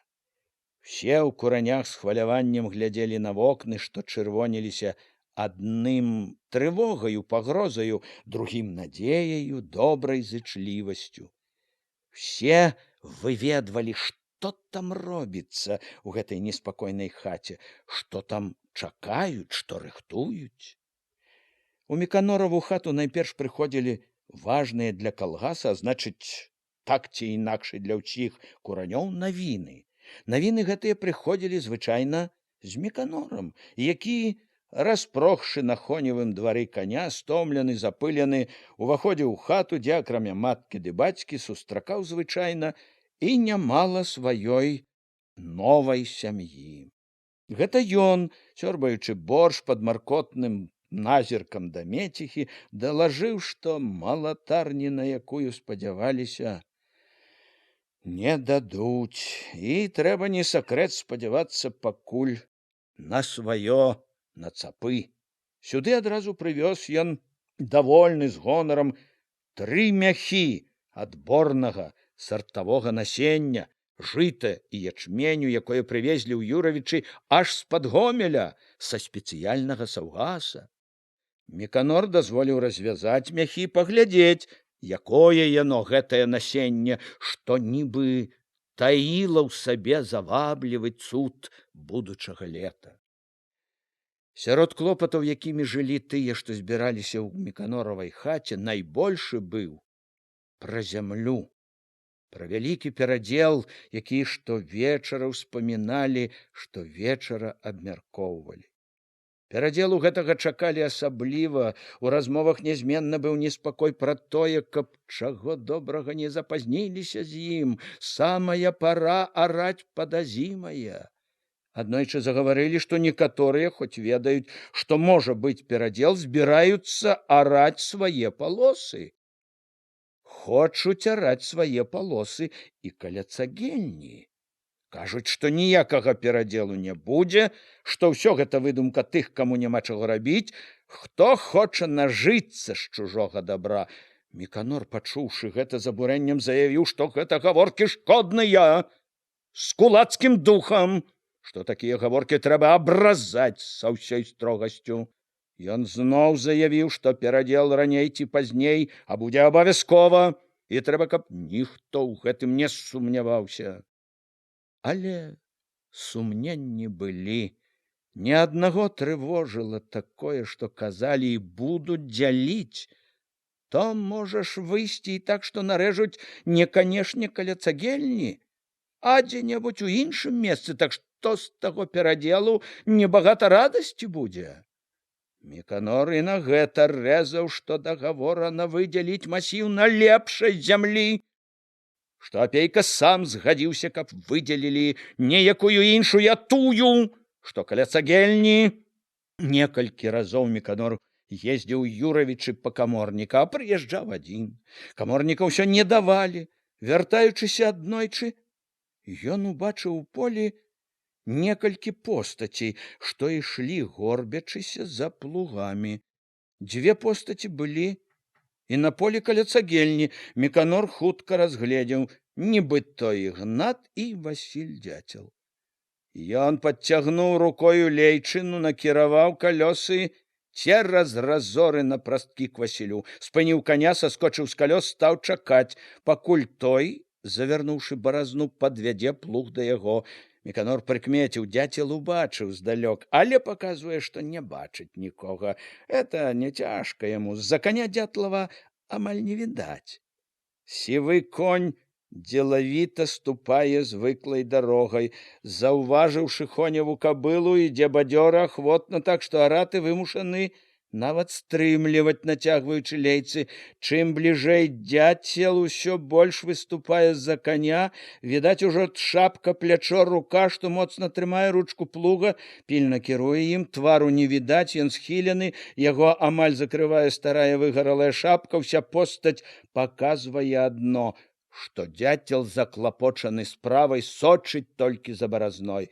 У зрэбнай расхрыстанай сародцы, зрэбных зарудзелых ад зямлі штанах, у лапцях з наліплай вільготнай зямлёй, абветраны, з рудаватым шчэццем на шчаках, падышоў прытык, не ўздымаючы галавы. Намерыўся прайсці міма, Міканор ступіў крок да яго, ухапіў за аброць, спыніў каня. Дзяцел узняў галаву, хмурна, нядобра глянуў. Недовольна чакаў, што будзе далей. На брывах, на няголеных шчаках наліпла пылу, пыл поўніў раннія маршчыны каля рота, на лбе, з-пад шапкі цераз шчаку ішоў засохлы потны пісяг. Ты што я то? Не так запытаў, як загадаў Міканор. А што? Недовольна, не паддаючыся, адказаў ён. Чаго арэш? Хочу дакару. Дзяцел сказаў так спакойна, што Міканору пачуўся ў гэтым здзек. Хочу? Можа, ты яшчэ чаго захочаш? Сказаў ён, як бы загадваючы, грозячы. Ад бяссільнасці, ад таго, што Дзяцел не хоча лічыцца з яго правам, брала злосць. Дзяцел, як бы паказваючы, што яму ні на што гэтая гаворка, тузануў лейцамі, хацеў ісці далей. Міканор стрымаў каня. Не выпускаючы аброці, строга сказаў, цябе папярэджувалі? Ета зямля пад калгас. Дзяцел непрыхільна павёў вачыма наперад. Міканор нібы ўбачыў яго позірку. От прыперла ж чорта не ў час. Гаварылі, прамовіў ён, не тоячы прыкрасці, што трэба бавіцца дурной гаворкай, дадаў спакойна. Мала хто што скажа. Цябе папярэджувалі, не сакрэт, ад імя ўлады. Дзяцел зноў павёў вачыма. От прыліп, па-ранейшаму не таіў, што ўся гэта гаворка нудзіць яго. Ты яшчэ не ўся ўлада. У тым, як Васіль гаварыў, была непрыступная ўпэўненасць, якая проста збівала Міканора. Не ўсё і табе можна. Яшчэ закон.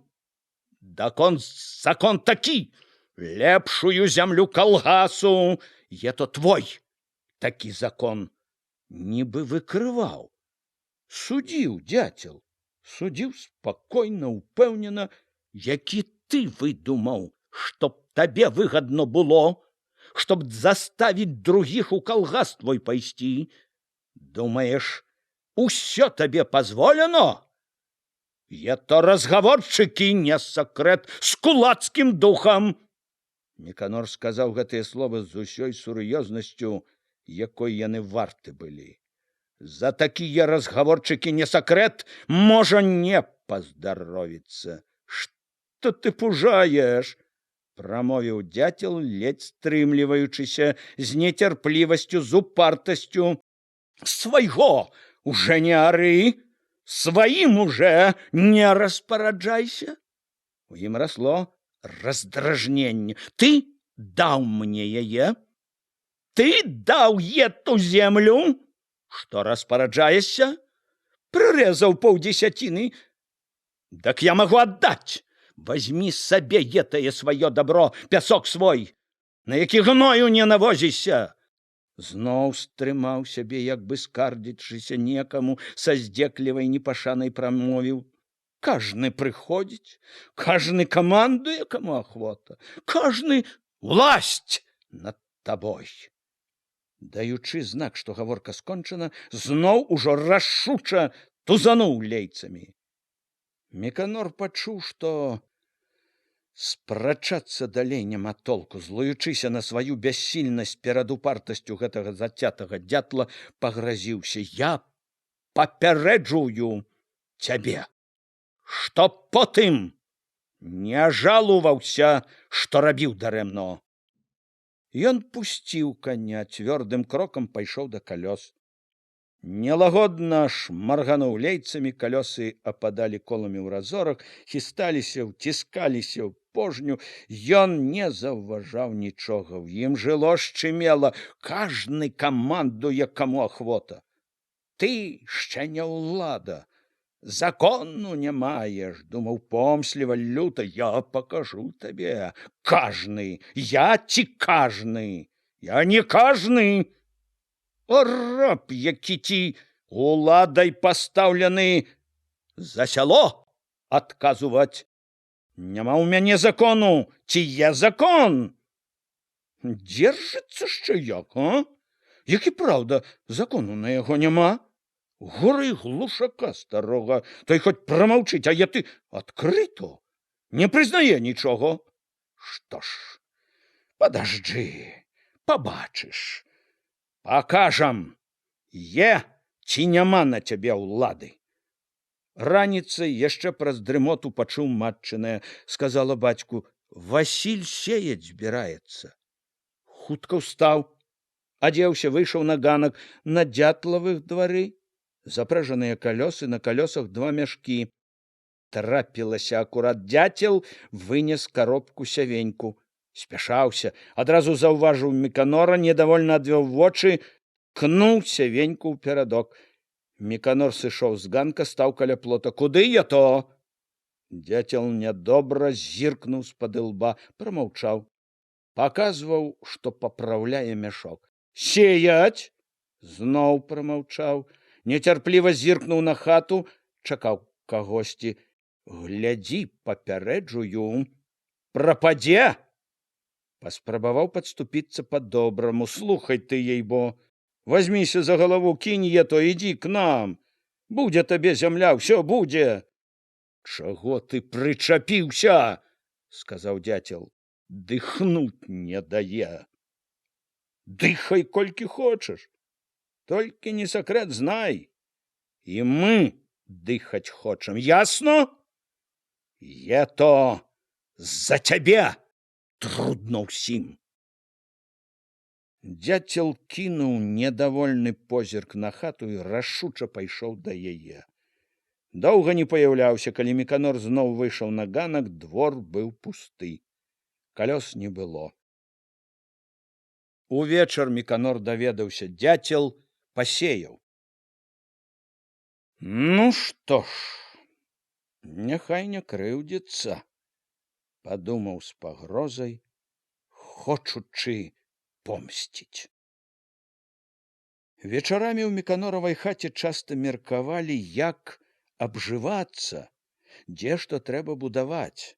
Калі размова пачыналася пра гэта, то было прыкметна, людзі жвавелі, гаварылі гарачэй, перабівалі адзін аднаго. Амаль заўсёды такая размова пераходзіла ў спрэчку. А гаварыць і спрачацца было пра што.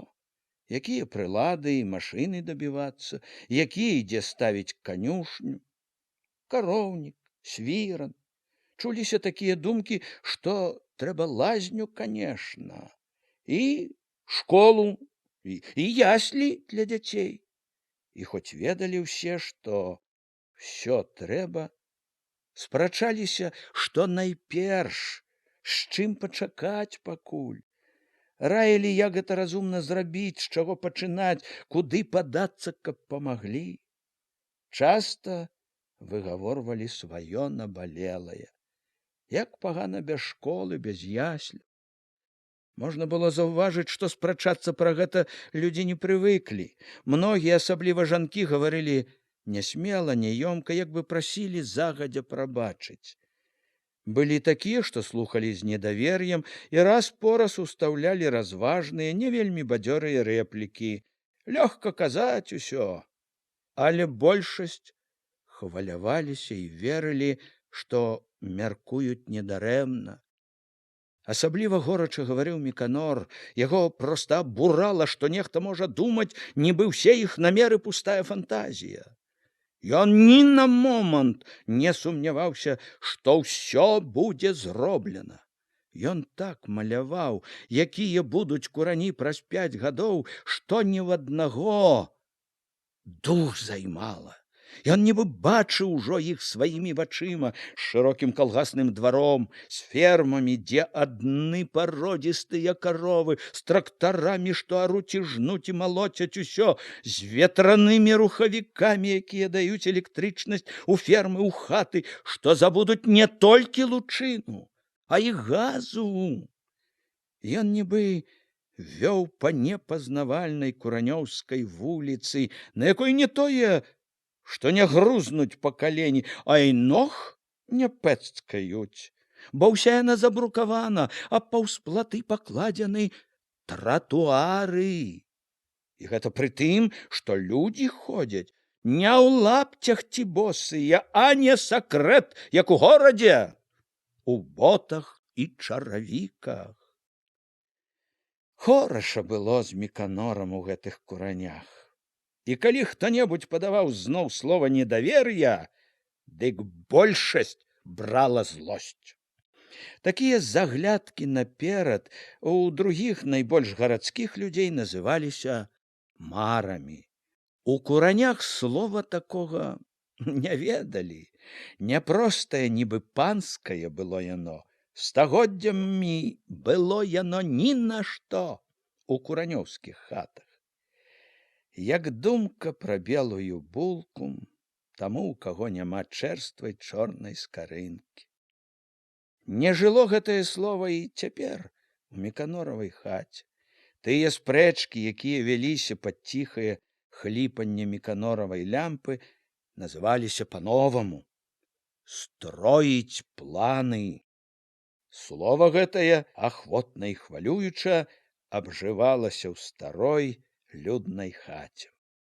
У тыя дні у куранях зацікавіліся тым, што Міканор чагосьці стаў заходзіць на пясчаністы, шырокі пляц за сялом, дзе-нідзе адно падзяленены рэдкімі чэзлымі купкамі травы, хвашчу, рознага пустазелля.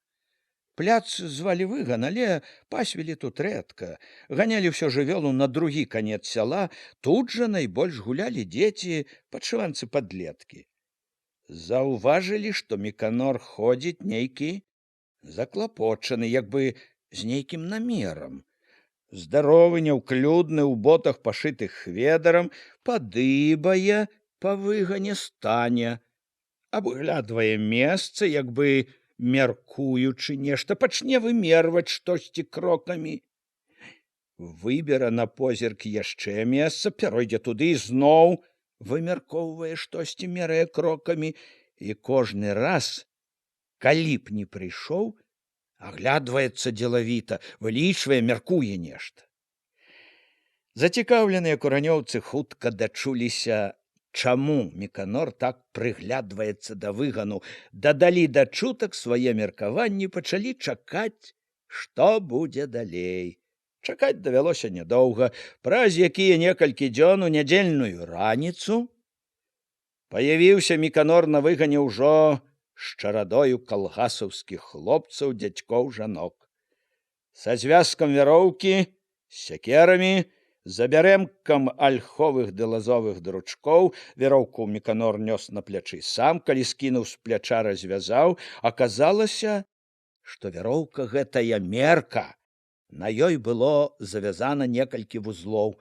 Міканор зноў агледзеўся, трохі адышоўся, аб'явіў: «Тут будзе канюшня». Ён загадаў коню ўзяць другі канец вяроўкі. Калі ён нацягнуў вяроўку, пакамандаваў, пакуль той не стаў, дзе Міканору хацелася, пазваў Алёшу Губатага ўбіць калок. Калі Лёша падышоў да яго, Міканор нечакана ўзяў сякеру з Алёшавых рук, за хвотаю дужым махам сякеры вагнаў калок глыбока ў зямлю. Ну, от адзін уже і є. Другі між Міканорам і конем убіў Алёша Губаты. Трэці калок убіў ён каля коні. Тады перацягнулі вяроўку, выраўнялі па тых двух калках, і Алёша забіў новы. Пакуль размячалі канюшню, навокал сышоўся натоўп. Спачатку гайнёй з галасам малыя, потым хлопцы, дзядзькі, старыя гаманілі, маўчалі, глядзелі цікаўна, зычліва, нядобра, панура. Тлумачыў штосьці чарнушкавай куліне Андрэй Руды, перасмейваўся з сарокай Зайчык, акружаны ахвотнікамі пасмяяцца. Моўчкі рахмана глядзеў стары глушак, хваравіты, прыгорблены. Панура з-пад навісі броваў сачыў лясун. Пра нешта перагаворваліся Васіль Дзяцел і нібыто Ігнат. Калі Міканор перайшоў на новае месца, агледзеўся і аб'явіў, што тут будзе кароўнік, хтосьці з жанок, здаецца, чарнушчыха, крыкнула: «Няма такога права!» Услед за ёй, нібы толькі чакалі, загаманілі, зашумелі недовольна мужчыны, асабліва незгаворлівы, упарты нібыто Ігнат. Чуваць было, што няма такога права займаць агульны выган, што выган, каб пасці скаціну, што не аддадуць выган. «Дзетачкі, які ж є то выган? Хто сюды ганяў?» Скрывіўся, хацеў звесціўся на жарт Зайчык, але Міканор перабіў яго, раўняючы з конем вяроўку, спакойна, нібы абыякава заявіў усім, што пра выган ёсць не сакрэт, распараджэнне сельсавета. Хтосьці на гэта крыкнуў, каб Міканор паказаў рашэнне, але Міканор, загадаўшы Алёшу забіваць калок, параіў пайсці ў сельсавет таму, каму хочацца праверыць.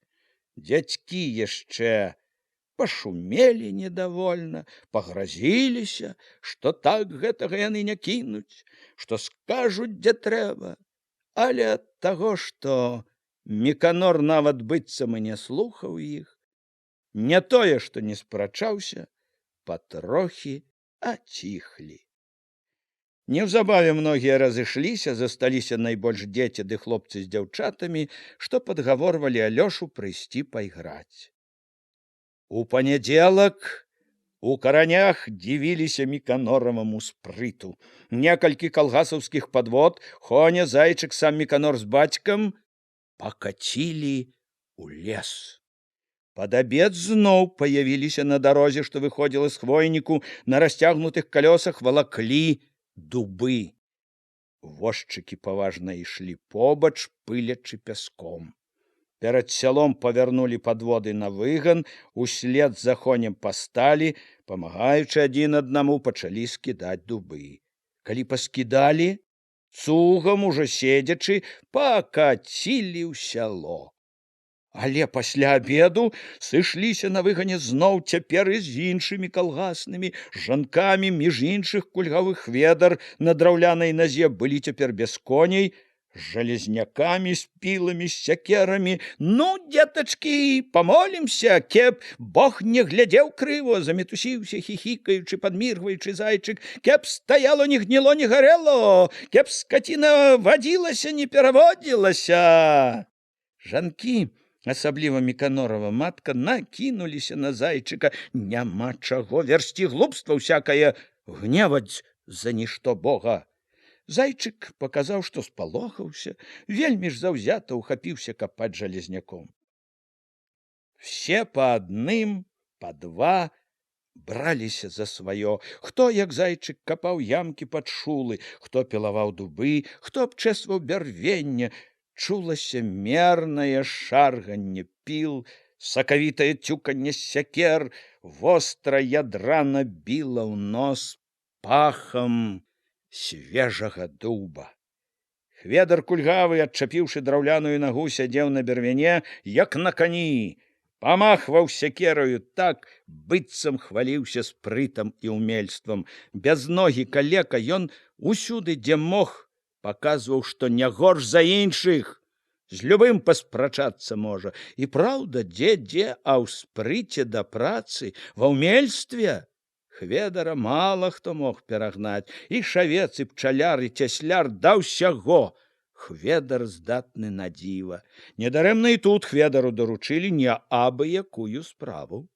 Часаць шулы, дзяўбаць пазы па абодва бакі шулаў. Шулы — аснова сцен, шулы злучаць бярвенні.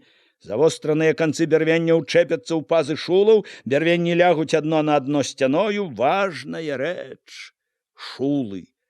Хведар гэта ведае, і ўсе бачылі, што Хведар ведае. Тут на будоўлі усімі больш распараджаўся Міканораў бацька, які ва ўсім раіўся з грыбком. Дамецік і грыбок паказвалі, якія ямы капаць, як глыбока, якой даўжыні рабіць шулы, дзе абчэсваць, а дзе стругаць толькі. Міканор сам у расхрыстанай сарочцы, без шапкі, з наліплымі на лоб потнымі белымі валасамі, уядаўся жалезняком зямлю, даставаў, кідаў на горку вільготную гліну. Ён жа ўдваіх зайчыкам пад наглядам дамеціка і грыбка закопваў першае шула пад будучую канюшню. Заўзята, нават люта ўтоптваў ботамі свежую зямлю вакол шула. «Будзе стаяць, покуль не сагніе», — сказаў весела зайчык. «Доўго пастаіць», — адгукнуўся дамецік. «Дуб — дзерава жывучае, жывучае», — падтрымаў яго грыбок. Да вечара ўкапалі 3 шулы, абтапталі пры іх зямлю, у поцемку паклалі нават 2 падваліны. Мужчыны трохі пасядзелі на іх, пакурылі. Толькі тут заўважылі, як нарабіліся за дзень. Нылі спіны, балелі рукі, пальцы непаслухмяна, важка скручвалі цыгаркі. «Замучыў ты, братку, ўсіх», — папракнуў Міканора зайчык. «Як так будзе, то духу ненадоўга хваціць. Я то з непрывычкі прывыкнем, а не гадкі будзе», — пажартаваў, заступіўся за Міканора Хведар. «Шчэ дзень, а там будзе лягчэй», — сказаў Міканор. «Возьмемся старое раскідаць». Ён зацягнуўся. «Возьмем старое, чтоб памагло новаму». На другі дзень зноў ездзілі ў лес, прывезлі дубоў. Хведар, дамецік, грыбок у лесе не былі. Зранку цюкалі на выгане, рыхтавалі шулы. Пасля абеду на выгане сышліся ўсе. Да потемку ставілі шулы, часалі, лажылі падваліны.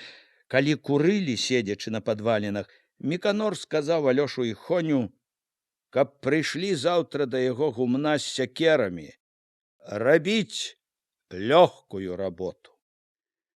Навіны ў куранях хутка разбягаюцца ад хаты да хаты. Раніцай усё сяло гаманіла, што Міканор будзе раскідаць сваё гумно.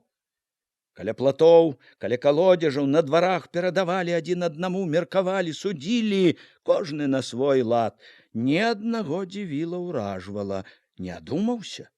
Не боится нішчыць сваёй рукой. Ні адзін нядобра круціў галавою, вызначаў, зусім здурнеў, стараючыся за сваю дурную выдумку. Неабыяк хваляваліся і многія калгасаўскія. Тое, што Міканор збіраўся бурыць не чыё-небудзь, а сваё гумно, не давала супакаення. Все разумелі, што вельмі хутка за гэтым і ім трэба будзе адважвацца на такую страту.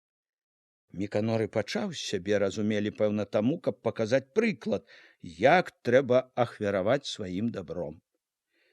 Як толькі Міканор спусціў ногі з палацяў, салодка са сну пацягнуўся, адразу пачуў на сабе пільна трывожны позірк маці.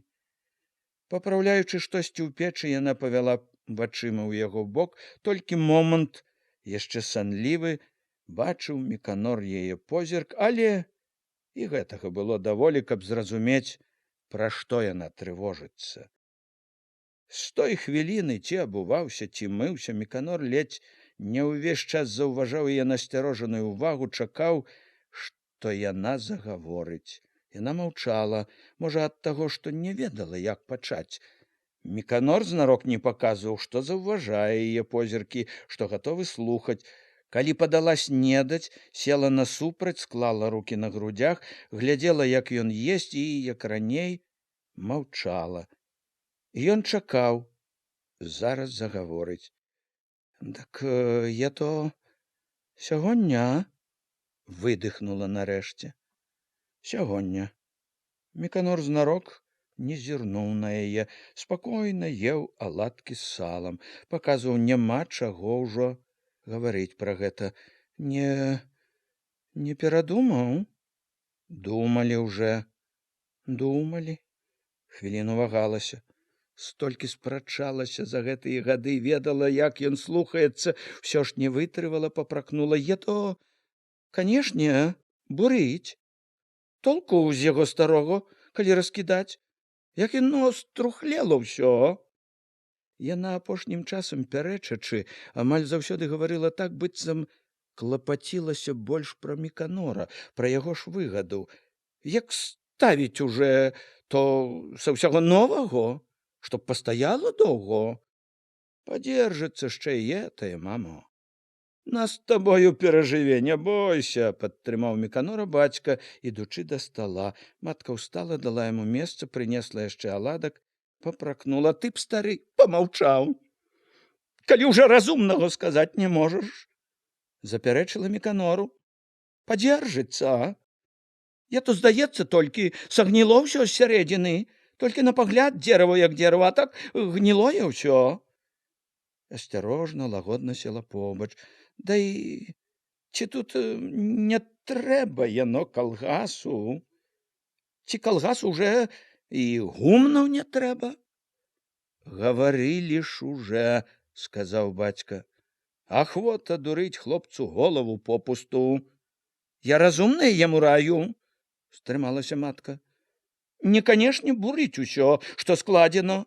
Дай пад'есці хлопцу», — строга папрасіў бацька. Яна прамаўчала, тоячы крыўду на бацьку. Падышла да печы па-мужчынску рослая, зірнула ўсярэдзіну, взяла качаргу, падгарнула вугаль, великаваты, амаль бязбровы твар яе няроўна, хістка чырвонела полымя. «Не чапай, Міканорко!» Папрасіла, калі Міканор выцер губы далоняю, устаў з-за стала. «Лесу багато!» Ён распрастаў плечы. Добра пад'еў, чуў у плячах, у нагах, ва ўсім целе непатрачаную, радасную дужасць. «Яго, мамо, і трэба багато», — сказаў паблажліва, сыта. «Новаму дзераву, мамо, таксама хваціць дела. Не бойцеся. Все пустим у дело, и новое, и старое». Раптам загаварыў дзелавіта, сур'ёзна, нібы тлумачу. «Мамо, нам трэба хутка зрабіць, і часу, і рук лішніх няма, не разгонішся, а тут дзерава гатовае са ўсім. Зразу Складывать можно, ясно. На прызбе ўжо гаманілі калгаснікі. Міканор надзеў пінжак, цвёрдай хадою выйшаў на вуліцу, памеркаваўшы, паслаўшы ўсіх працаваць, ён вярнуўся ў хату, хацеў узяць сякеру, якую паклаў пад лаўку каля дзвярэй. Сякеры не было, ён здагадаўся, узяў бацька. Зноў заўважыў, што матка сочыць, як бы чакае чагосьці, не азірнуўся, выйшаў з хаты. Яшчэ адхляваў, убачыў, што каля гумна цэлы натоўп. От жыць стаў, куды не пойдзеш, усюды чарада. Падумаў, чуючы ахвоту смяяцца, каб грошы браць за глядзенне, дак пабагацець можна было б. Ён лёгка дужа пайшоў травяной пажоўклай ужо дарожкай з той ахвотай, гарэзнасцю, з якімі выходзіць борацца спрытны, упэўнены ў сабе хлопец перад усімі хлопцамі і дзяўчатамі, перад усім сялом. Калі заўважыў, што яго ўбачылі, сочаць, пайшоў яшчэ лягчэй. Народу! Азірнуўся, быццам здзіўляўся. Як на вяселле! Заўважыў блізка Андрэя Рудога, сароку, грыбка, зайчыка. Амаль усе калгаснікі стаялі тут, не пайшлі рабіць. Занудзіліся, мабуть, падтрымаў Хоня. Вясёлага даўно не было. Будзе сягоння, шмаргануў носам Алёша. Ну дак што ж, калі ўжо такая ахвота, пакажам, можа. Міканор павёў вачыма на Хоню, на Алёшу, на зайчыка.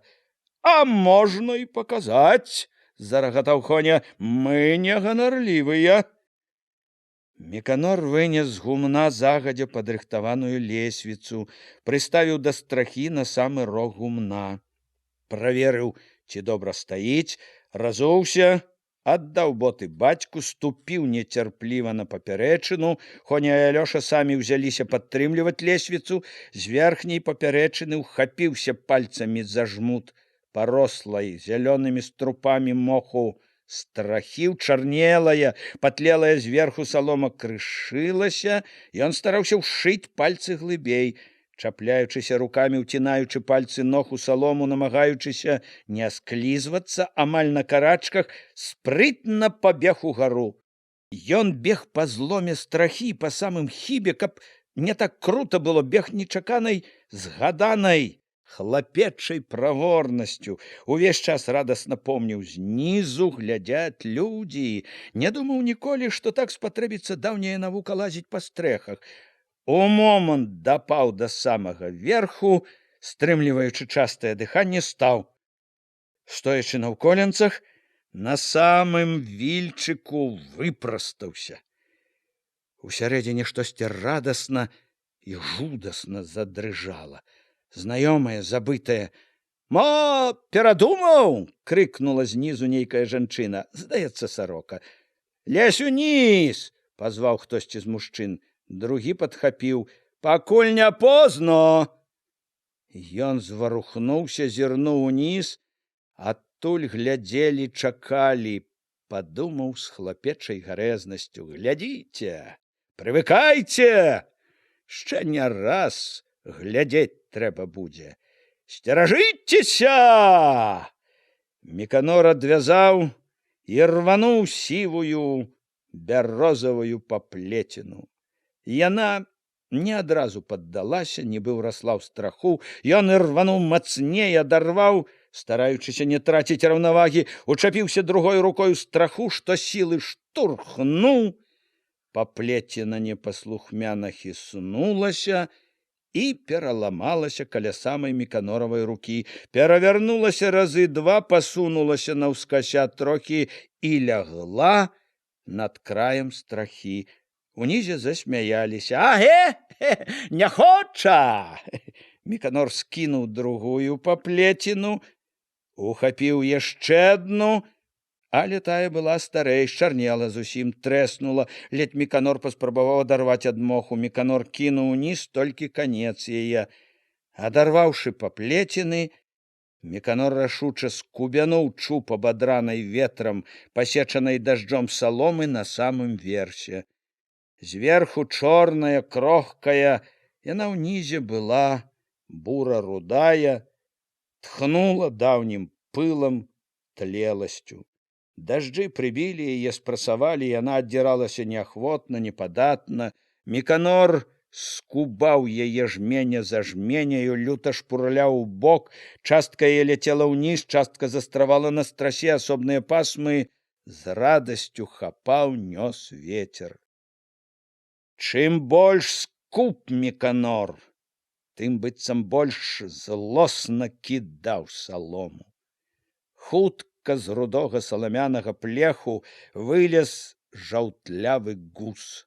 Пачаў расці, зрабіўся верхам крокваў, паказаліся першыя верхнія жэрдкі, гумно нібы ашчэрылася зубамі. Не кідай так, звязуй, пачуў Міканор бацькава. Здагадаўся, бацька раіць звязваць салому, каб скарыстаць потым, крыючы канюшню. Міканор пачаў звязваць, салома была такая тлелая, што ламалася, крышылася, ледзь паспрабаваў скруціць перавясла. З яе ўжо і гною добрага не будзе, засмяяўся Хоня, беручыся памагаць Міканору. Міканор кінуў нязвязаны сноп, крыкнуў бацьку: «Аджыла ўжо ваша салома, тато!» З гэтага часу на страсе завіхаліся ўжо ўтраіх: Хоня, Міканор і Алёша. Салому цяпер скідвалі проста на ток, рабіць было лёгка і зручна, усе трое як бы хваліліся спрытам адзін перад адным. Замшэлая, у зялёных струпах страха ў вачавіткі ніжэла, выпускала і выпускала жоўтыя апыленыя кроквы, абчэпленыя павуцінаю жэрдкі. Круціліся блізка, скакалі па жэрдках, лямантавалі вераб'і, бедавалі пра разбураныя гнёзды. І адно, і другое даводзілася бурыць. Шэрыя, рупліва склееныя ластаўчыныя хаткі. Не толькі Алёша вельмі чулы да птаства, да ўсяго кволага, а і Хоня прыпыняўся, натрапіўшы на такую дамоўку. Адзін Міканор гнаў сваё цвёрда. Папракнуў нават: «Вайна без ахвяр не бывае!» Унізе амаль увесь час тоўпіліся. Адны сыходзілі, паглядзеўшы, другія падыходзілі. Нядобра, злосна зіркаў, нібыта Ігнат, сышоў, не гледзячы ні на кого. Бедавала Куліна Чарнушкава: «Трэба ж так узяцца нішчыць сваё! Да чаго дайшлі некаторыя!» Чарнушка паявіўся пазней, спакойна пакурыў з дамецікам, зазначыў па-прыяцельску: «Шкадаваць няма чаго, дабро такое!» Збочыў з дарогі, ідучы кудысьці, стары корч, горбячыся, глядзеў, як завіхаюцца ўгары. Калі ціха, як на пахаванні, падышла да Меціха, разважна супакоіў: «Всякаму свая чарга. Быў тут, дыміў люлькаю, кашляў сусед Дзяніс. Малады Васіль не паявіўся, здалёк зірнуў і адвярнуўся, падаўся сваёй дарогай. Па-рознаму глядзелі і іншыя, што збіраліся каля гумна. Адны гаманілі між сабой ціха, разважліва, другія чаплялі тых, хто на гумне. Ні аднаго радаваў імпэт разбурэння, нярэдка чуўся смех. Багата было і такіх, што глядзелі моўчкі, сур'ёзна, сумна. Якіх усё гэта трывожыла. Да абеду гумно абадралі. Свяцілася голая, сохамі, кроквамі, рабрынамі жэрдак. Пасля абеду сякерамі сталі абсякаць жэрдкі, прыкручаныя ссохлай, цвёрдай, як жалеза, лазой. Хіліліся яшчэ кроквы, але да вечара паскідалі і кроквы. Трымаліся пакуль сцены і цыбатыя з сукамі, з раламі ўгары сохі. На другі дзень не стала і сцен. Разабралі бярвеннямі, на калёсах звезлі на выган. Як калекі крыжы тырчалі на тым месцы, дзе нядаўна было гумно, адны сохі. Сярод нязграбных куч чорнай саломы і трухі. Дамеціха, што жагналася кожны раз, калі бачыла няшчасную жахлівую пустэчу, зірнуўшы на сохі, вечарам сумелася. На чырвоным заходнім небе сохі высіліся, як калекі з абсечанымі рукамі. Уздымалі абсечаныя рукі ў неба, быццам малілі ў неба заступкі, кары на бязбожных. Старая, чуючы, як разрываецца душа ад болю, страху і крыўды, пачала, хапаючыся, кідаць перад сабой крыжы. Гарачым роспачным шэптам маліла памагчы, падтрымаць, злітасціцца. Божачко, ты ўсемагутны, ты разумнейшы за ўсіх, памажы, парай, дай розум ім, навучы іх неразумных. Ніхто ў куранях не думаў тады, што пройдзе 2-3 гады, і ад усіх гумен не застанецца і знаку. Што і загуменная дарога, і загуменні будуць толькі ў няпэўнай людской памяці.